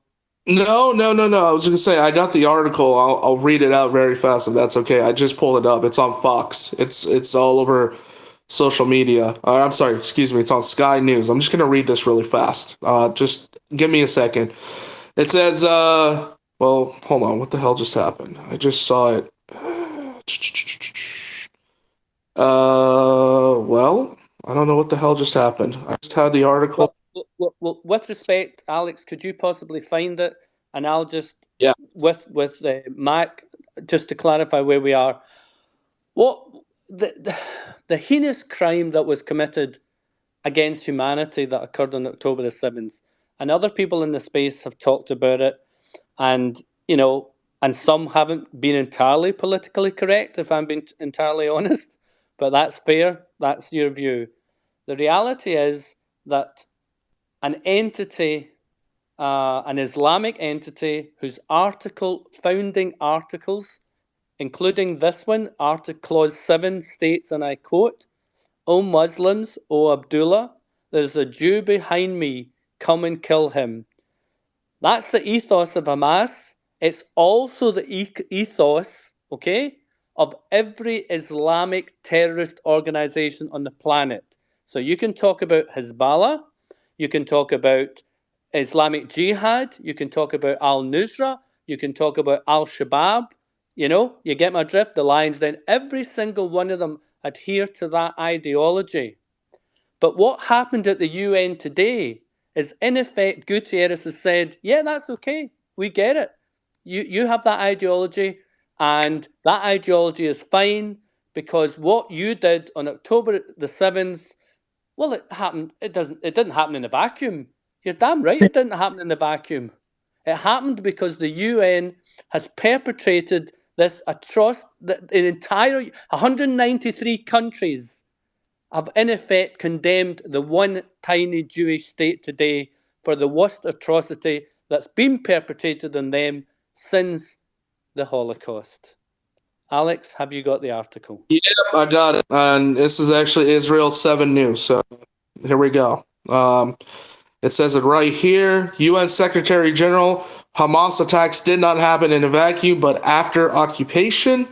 UN General Secretary Antonio Guterres accused Israel of violating international law in its retaliation against the Hamas terrorist organization in the Gaza Strip, and called for an immediate truce that would leave the terrorist organization in power after it massacred over 1,400 Jews in the worst mass killing since the Holocaust. I am deeply concerned about the clear violations of international humanitarian law that we are witnessing in Gaza. Let me be clear, no party to an armed conflict is above international humanitarian law, Guterres has claimed during a Security Council meeting on the conflict.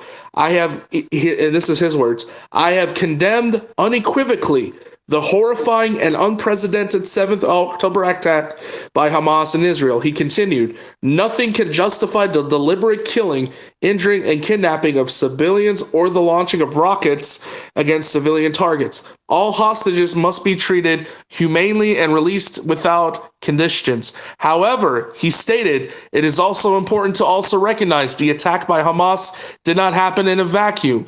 The Palestinian people have been subjected to 56 years of suffocating occupation. They have seen their lands devoured by settlements and plagued by violence, their economies stifled, their people displaced, and their homes demolished. Their hopes for a political solution to their plight have been vanishing. Guterres also said he has called the aid convoys that have entered Gaza from Egypt through the Rafah crossing in recent days a drop of aid in an ocean of need. In addition, he says, our UN fuel supplies in Gaza will run out in a matter of days. That would be another disaster. To ease epic suffering, make the delivery of aid easier and safer, and facilitate the release of hostages, I reiterate my appeal for a quote-unquote immediate humanitarian ceasefire. His speech was condemned in Israel. Israeli ambassador to the UN, Gilad Erdan, responded, the shocking speech by the UN Secretary General at the Security Council meeting, while rockets are being fired at all of Israel, proved conclusively, beyond any doubt, that the UN Secretary General is completely disconnected from the reality in our region, and that he views the massacre committed by Nazi Hamas terrorists in a distorted and immoral manner. His statement that the attacks by Hamas did not happen in a vacuum expressed an understanding for terrorism and murder. It's really unfathomable. It's truly sad that the head of an organization that arose after the Holocaust could hold such horrible views. A tragedy. Also, final part, Minister Benny Gantz has said that the days when the UN General Secretary supports terrorism are very dark days for the entire world. There is no way to justify a massacre of innocent civilians. Anyone who is not on the right side of history will be judged by it. Anyone who justifies terrorism is not fit to speak to the global community. That is the entire basis of that article. Okay. I mean, that's very, very clear. אפשר לעבור? תודה. Shalom, Hamoud. Yeah, I mean, once again, you give people enough time and eventually the mask falls off. Okay, and that's what Mr. Gutierrez has done at this particular moment. He has dropped the mask and he has basically put himself on the side with Hamas. And I have posted this many times since the war started. There is a very clear line on humanity right now. If you are not standing with Israel, then you are standing with Hamas. נכון? אני צודק? כן. These people are looking at me like I'm the crazy person talking in the middle of the street to himself. Okay, so yeah, it's absolutely unfathomable. And if he doesn't resign, and if he's not forced to resign, we got a really big problem with the UN. As if we didn't have one enough with the ICJ and all these other organizations that are bringing up charges on Israel and not on any of the other, like IJ said like yesterday, Tibet. What about Tibet? What about Cyprus? What about all these other places? No, it's the Jews. Mac, I'm going to make you a bet now, and I want you to take this bet. I'm going to bet you one shiny shekel that he will not resign. Would you like to take that bet? Negative. Okay. No, and just to reiterate what Mac has said, in effect, once again, As has been often stated, but I'll state it again, when Israel is perceived to do bad things, Jews round the world experience hate and are violently attacked. When people attacked Israel, Jews again round the world are hated and treated and violently attacked. In this particular instance, it's not Jews round the world that are being attacked, it's actually the Jewish nation, the homeland of the Jewish nation. In effect, he has authorized and allowed anyone to attack Jews and Israel. That to me is what that statement has just said, that you're responsible, you are not the victims, you're the perpetrators, and that is an open book. He has just put a target on the back of every Jew on this entire planet. Can you imagine, last thing, can you imagine him or anyone ever coming out with anything like that after 9/11, blaming America for planes flying into the World Trade Center? No, of course not. But that's in effect what he has just done in his speech today. There are not enough goats in hell for Gutierrez. IJ, I sent you the article. If you can try and post it on the Jumbotron, because I'm trying to handle hands and messages and all that, and I think that people want to see the article I just read. And guys, that is going to be posted. I want to thank the person who sent me that. I do engage with you guys. Also, I see that Colonel John Spencer has been in this room this whole time. Just want to say thank you for participating. We want to hear your analysis, and it's truly an honor and a privilege. Love your book, Urban Warfare Expert. It's truly a time to be alive. I want to just say thank you to everyone who's in this room. Thank you to the amazing retweets. Thank you to the beautiful co-hosts, Ravi, IJ, my brother Lev, Maccabee, for making this space happen. This has been an honor and a privilege for me personally. And look, you don't even have just what I'm trying to say is, IJ, you don't even need the Jewish community to be on your back. You got the Iranian community on your back, because I will tell you one thing. We despise the United Nations. And literally next month, I believe, if I'm not mistaken, they're about to chair the Islamic dictatorship as the human rights chair. Put that into perspective. What does that mean? You just said it, IJ. You said it very bluntly and perfectly, that now your community has now put an open air target on your back because of his alleged words he just said, which is now fact because it's all over the article. The fact that they're going to chair this bastard, the regime, these bastards, they're going to put an open... you are closing the space? Hold on, I have a question. I just have one thing that in response to what IJ said. Hold on one second. Just a moment. Okay. Yeah. I want to know what anybody thinks about, given this speech by Gutierrez, does it look like a green light to Russia, China, and Iran? Say that one more time. I'm sorry, Maccabee. What about Russia and China? Say that one more time. After this speech that he gave, is it a green light to Iran or China or Russia or any of the Arab nations to take this as the green light? Like he said, now there's a target on Israel because we caused our own slaughter. Yes, I believe that 100%. Now you got the chairman of the supposed governing body of nations. Put that in perspective for a minute. A chairman who's supposed to defend against dictatorships, supposed to be a champion for human rights, supposed to be a champion for refugees, supposed to be a champion for community initiation, initiatives, developmental, all of this great stuff, right? But how in the hell are you going to blame Israel for the massacre that took place just 2 weeks ago? How? We've seen the GoPros. We've seen the chopped off baby heads. We've seen all of this brutality by radical, disgusting demons. Let's not even call them animals, because animals are a purpose for something. But yet, We know who he's pocketed by now. This is proof. It's a criminal organization. So I encourage everybody in this space, if you find Gutierrez's Twitter, hashtag defund the UN. If not defund, resign. Gutierrez resign. Defund the UN. The United Nations is a disgrace, is a criminal organization. Not the workers, just the boss, the general secretary, the guy who's supposed to just represent everything I just mentioned. Now put an open target on the Jewish community. Put that into, you just said it, IJ. I'm just reiterating what you're saying. I'm just trying to make it for all that. So you're not closing the space, Alex, right? I gotta go in like 20 minutes. No, because I'm waiting. No, you're going. Listen. At 8 o'clock. Okay. Wait. I'll fix this for you. At 8 o'clock, I'm opening up a space.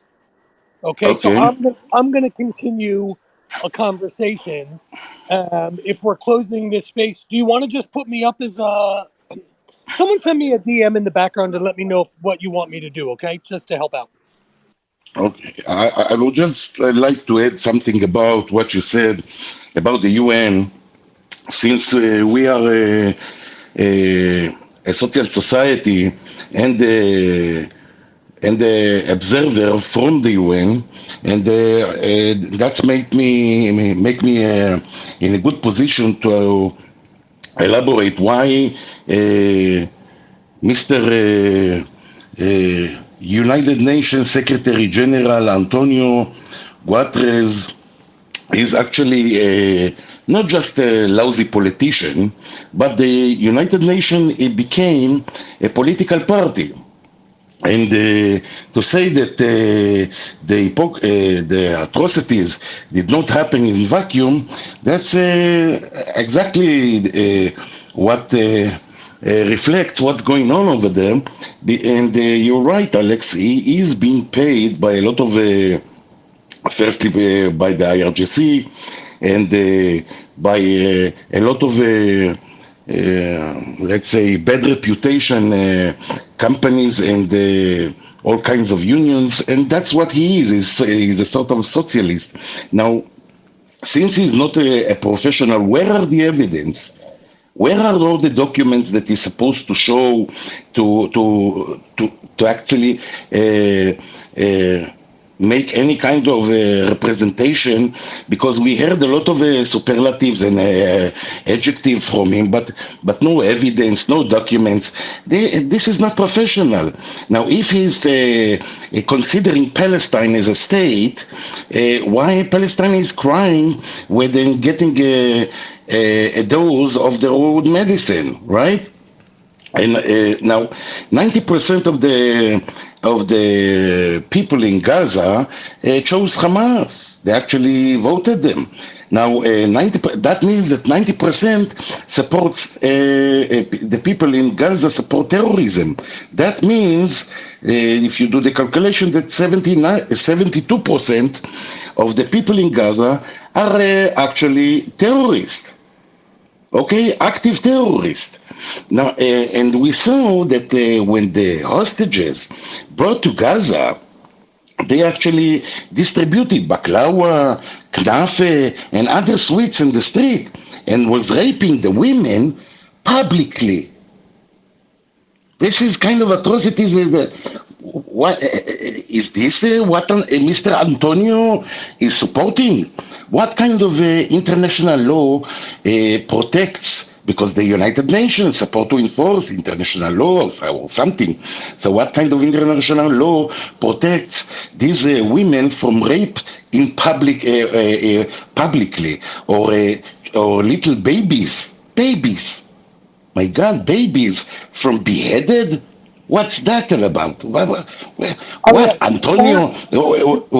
Just a moment, Maccabi. Just a moment. I have a question for you. I have a question for you. I couldn't answer that. I couldn't answer the question earlier, and I know you may be able to. People think it's just the terror group Hamas there. How many other terror No, groups it's are in not. Gaza? How many other No, terror groups are in what Gaza? they are doing and becoming becoming like a syndicate of terror. Okay, that the syndicate, the head of the syndicate is the IRGC. Everybody knows that. That's the head of the octopus. If you want to kill the octopus, remove his head. Everybody knows that. Okay, now. What we just saw that we are talking about elderly women just came out from there. They've been beaten by a stick. Who is beating old women? Which kind of international law? So this Antonio is talking about the international law.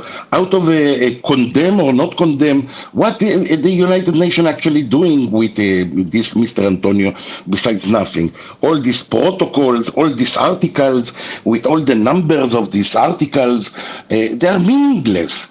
When the United Nations is toothless and is actually selectively enforce the law, he always enforce it on Israel.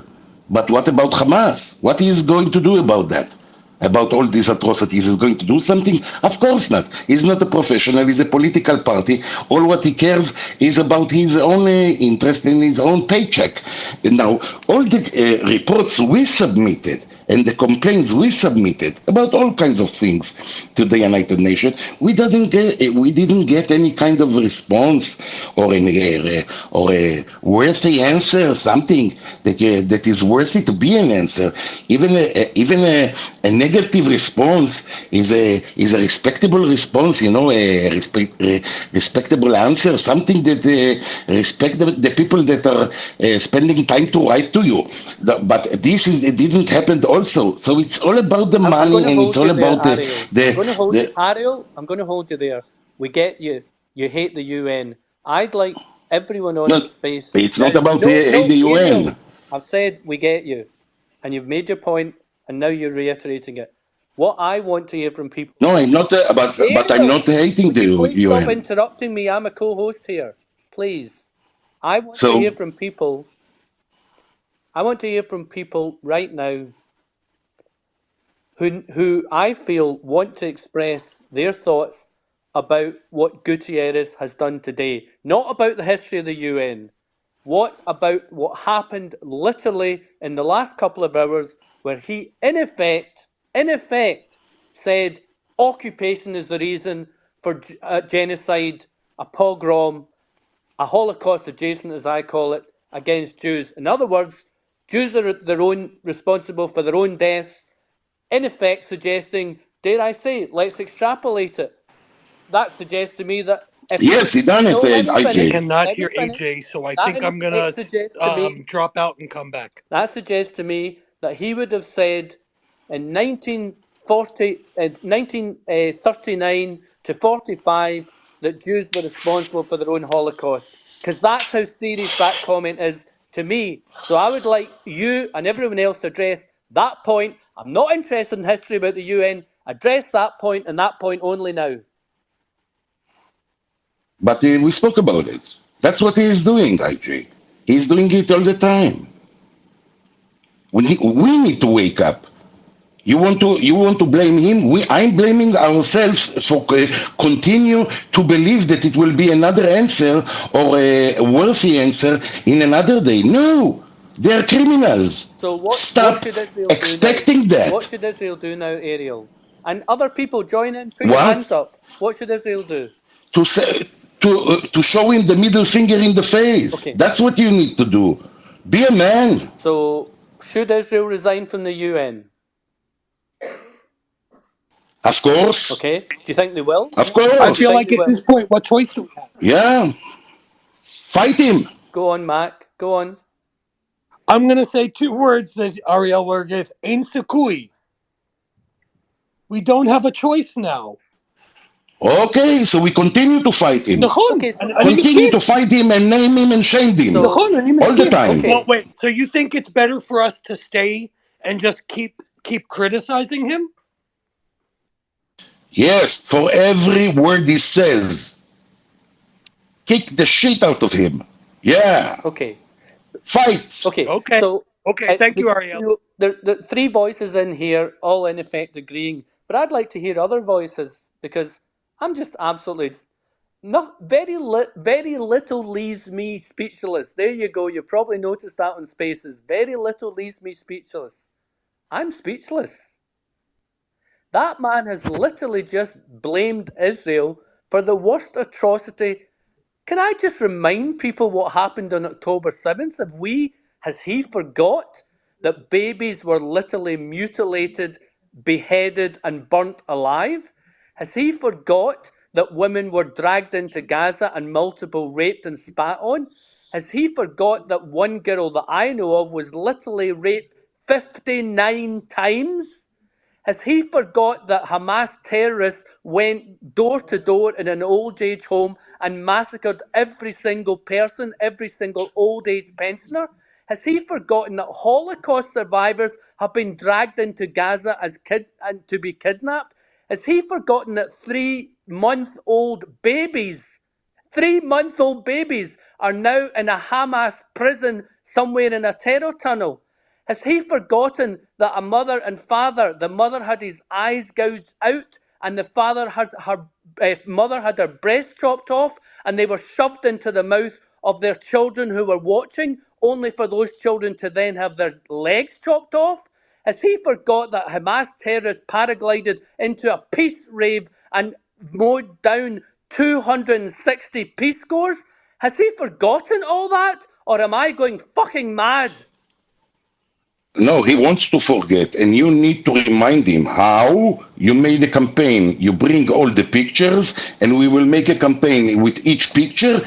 Antonio, support that. Antonio, another picture, Antonio, support that. That's what we will do. All the atrocities, write it down, archive everything, every violation they did, every atrocities they did, every one of them. We will make a campaign with everything. Antonio, support that. Worse than Hitler. Listen, we can start tonight. Okay, we don't have to wait till tomorrow to start a campaign to do that. Starting tonight, everybody in this room, please make a post and let's shame Antonio Gutierrez. We can take videos that have been shown and we will guilt the hell out of them. We can start this tonight. In fact, I'm sorry to interrupt you, Matt. It's not as if you have to go and look for the stuff. The stuff is all there. The Israel has already supplied it. The IDF has already supplied images of the most horrific atrocities committed. My timeline is full of them. So will Max be. So will Alex's be. So will Ariel's be. It's all on our timelines. Also, and this I also think is important, I'm not saying that we're going to get it trending, but resign UN or resign now, well, it can't be as generic as resign now. Someone give me a hashtag, because we all need to tweet out the hashtag at the same time. How about Fire Gutierrez? Fire Gutierrez. That's good enough for me. I can't remember how to spell his name, but I'll find it. Fire Gutierrez. And Fire Gutierrez, very good. But Maccabi, what is Misgeret? Sorry? Misgeret. How do you say Misgeret of a picture? Guys. The byline of the pictures, and when you can take the picture and glue it inside the surroundings, the surroundings of each picture with his face, with the downstairs Antonio support this, and we just glue everything inside. I don't know how to do these graphics. Okay, Shnia, bevakasha. Basically, what he's saying is that we should be taking the pictures of it, and we should take his face, and we should plant it directly onto these pictures, and we should post. That's what he's saying. So we got it. Let's move on. Back to you, Osh. So I want to bring up one speaker just before Alex, because there's someone been waiting for an hour, and she's a very good speaker, and her name is Irish Jewish Voice. If you don't mind, I'd like to hear her voice. Go right ahead. No, of course. Please go ahead.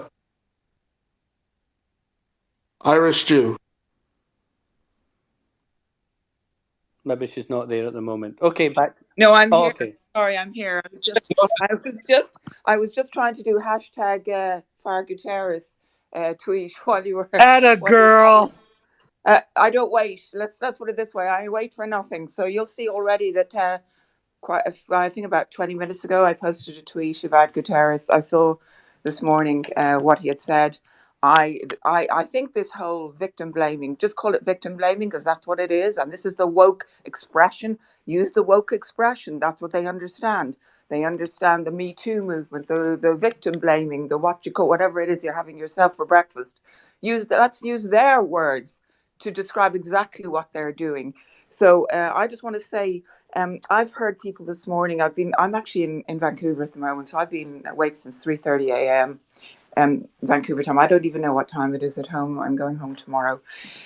So what I wanted to say was I hear the distress. I hear IJ. I heard, I think it was Natalie earlier on, and I can see and I can feel the stress and the tension in everybody's voices. And I just want to say to you, we said at the beginning of this was going to get harder. And we are now in wherever we are, it's getting harder each day. It's getting harder. And we now know the world is against us. We now know we're hated. Okay, so like we knew that before on some level internally. Like, but we were able to just go around our regular day and we kind of, it was down there somewhere deep down. We're not very popular, us Jews. We always knew that deep down. So actually nothing has changed. What's come up is the truth of the matter, that actually we are where we are. So now we know. Thank you for telling us, letting us know who our friends are, who they aren't. We've always known the Persians, the lovely Iranian people, the Indians are our friends. We've been friends with them for years.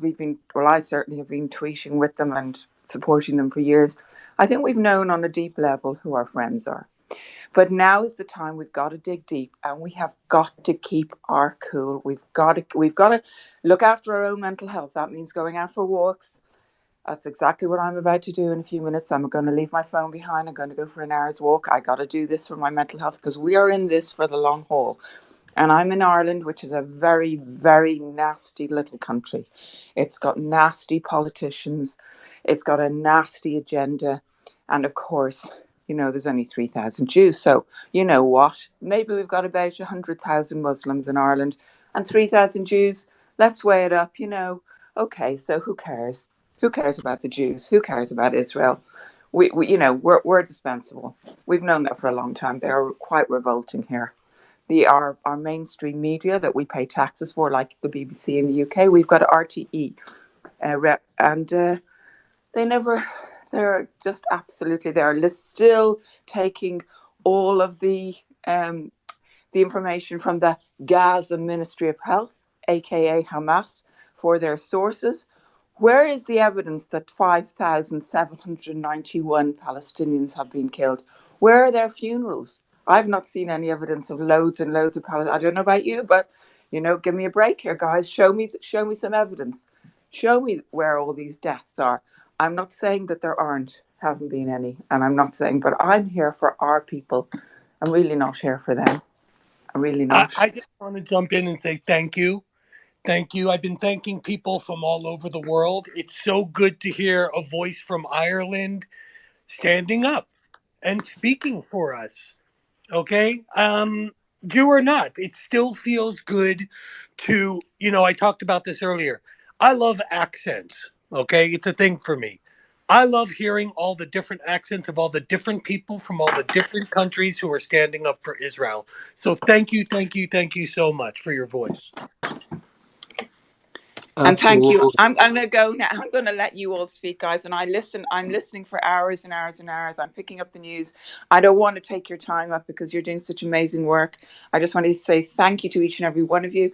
Anybody who follows me, it's really worth it because I'm now one of the biggest accounts in Ireland. If not, I'm the only Irish Jewish account that's got this sort of reach at the moment. And I'm not being throttled in any way because the account...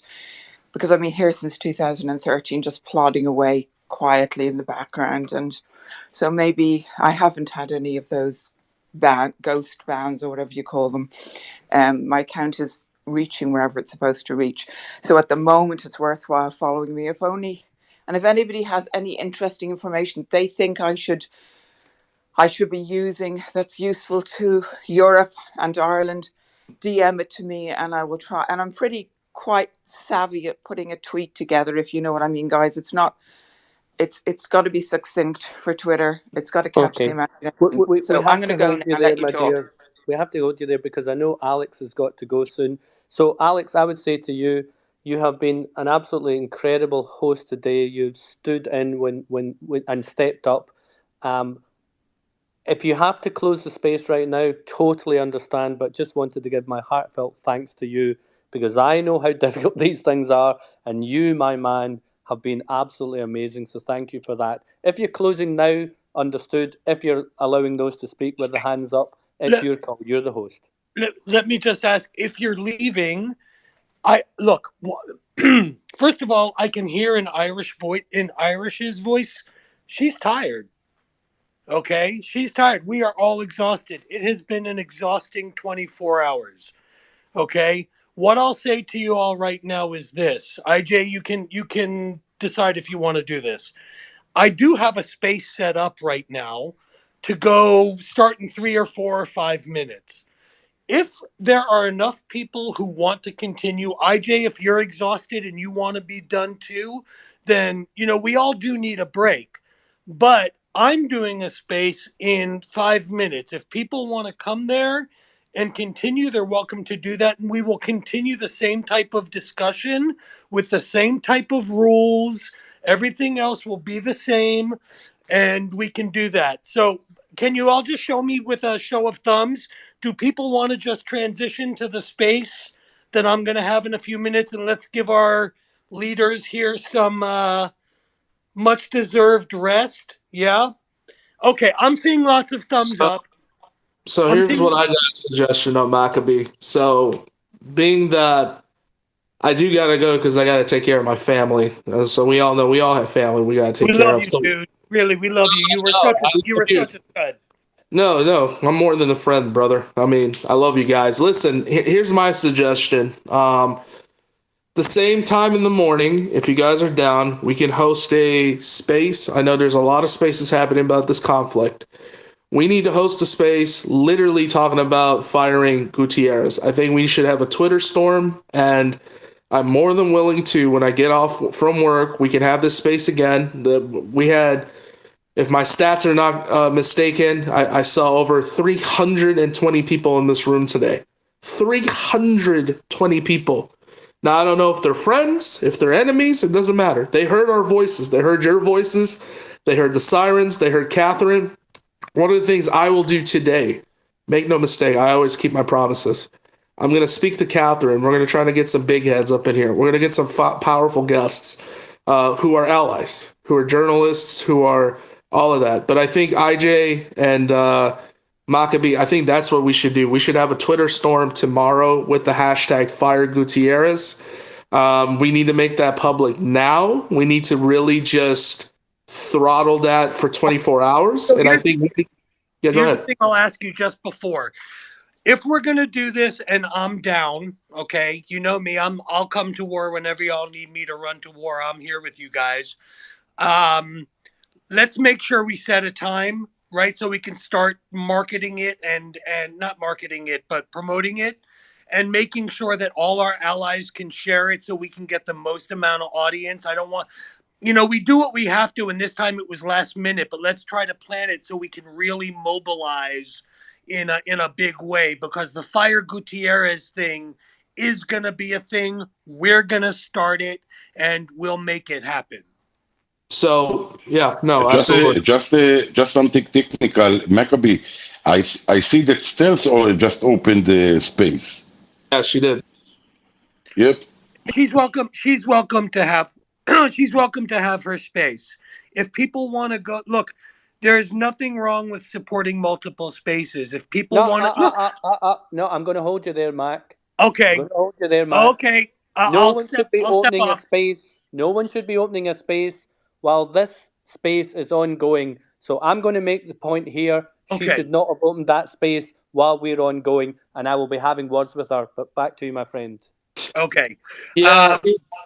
I just want to say really quickly, because I do got to go in a few minutes. I just want to say, go ahead. First of all, it was a pleasure, honor. I will I am very honored to have this tomorrow morning. I think right now it's 1 o'clock Eastern where I'm at. So let's go with 7:30. Let's go with 8 o'clock in the morning, New York Eastern time. It's my time zone. And I'll send it to everybody, and you guys will know. DM me, follow me, and let's crack some heads open in a non-violent way. Let's show the world what social media and real, true solidarity and activism is about. Metaphorically. Alex, the war is begun. The big war of the dark ages against the good days is begun. אריאל, הוא צריך ללכת, אין לו זמן עכשיו. I'm opening up my space. I'll be happy to continue this discussion. Everybody who wants to come there, I've got energy. I'm happy to keep going. Anybody who wants to transition is welcome. Our friend Alex has been a stud all day. We have to let him go. I'm just going to say, Shalom Aleichem. Sorry, did you just call Alex a stud? Yeah, he was a stud. Do you know what that means? It means a lot of different things. It's in American slang, my friend. I'll catch you up later. Okay, all right. See you soon. Thank you. Okay. So, thank you all. Maybe in Scotland it's something else. You never know. Anyway. Listen, I'll leave with this good note. I will bring chola kebab to Jerusalem. I will wear a freaking kilt if I have to. Oh my God! Next year we are going to do that in Tehran. Mark my words. When Iran in Tehran together, we will sing together. From Jerusalem to Tehran, we're gonna literally have a big ass party. I will host it with our Jewish brothers and sisters, with our Indian brothers and sisters, Lebanese, Syrian, Afghan, Iraqi, it doesn't matter. Anybody who's on the right side of history, anybody who's defending the my community, the Jewish community, this is what solidarity means. Look, 375 people were in this space. IJ, if you got to crack the bottle on stealth, that's up to you. I'm not involved in that. But I will schedule this tomorrow morning. Same time. We'll have 4 to 5 hours. Everybody just promoting it. And then we'll go from there. I do got to go because I have family obligations. So please understand. Thank you very much, everyone. Thank you. God bless you. God bless you all. Thank you very much. Really enjoyed the space, and we'll join you tomorrow. I'm very happy. Thank you so much. Thank you, guys. God bless you. Thank you. Bye-bye. Bye-bye.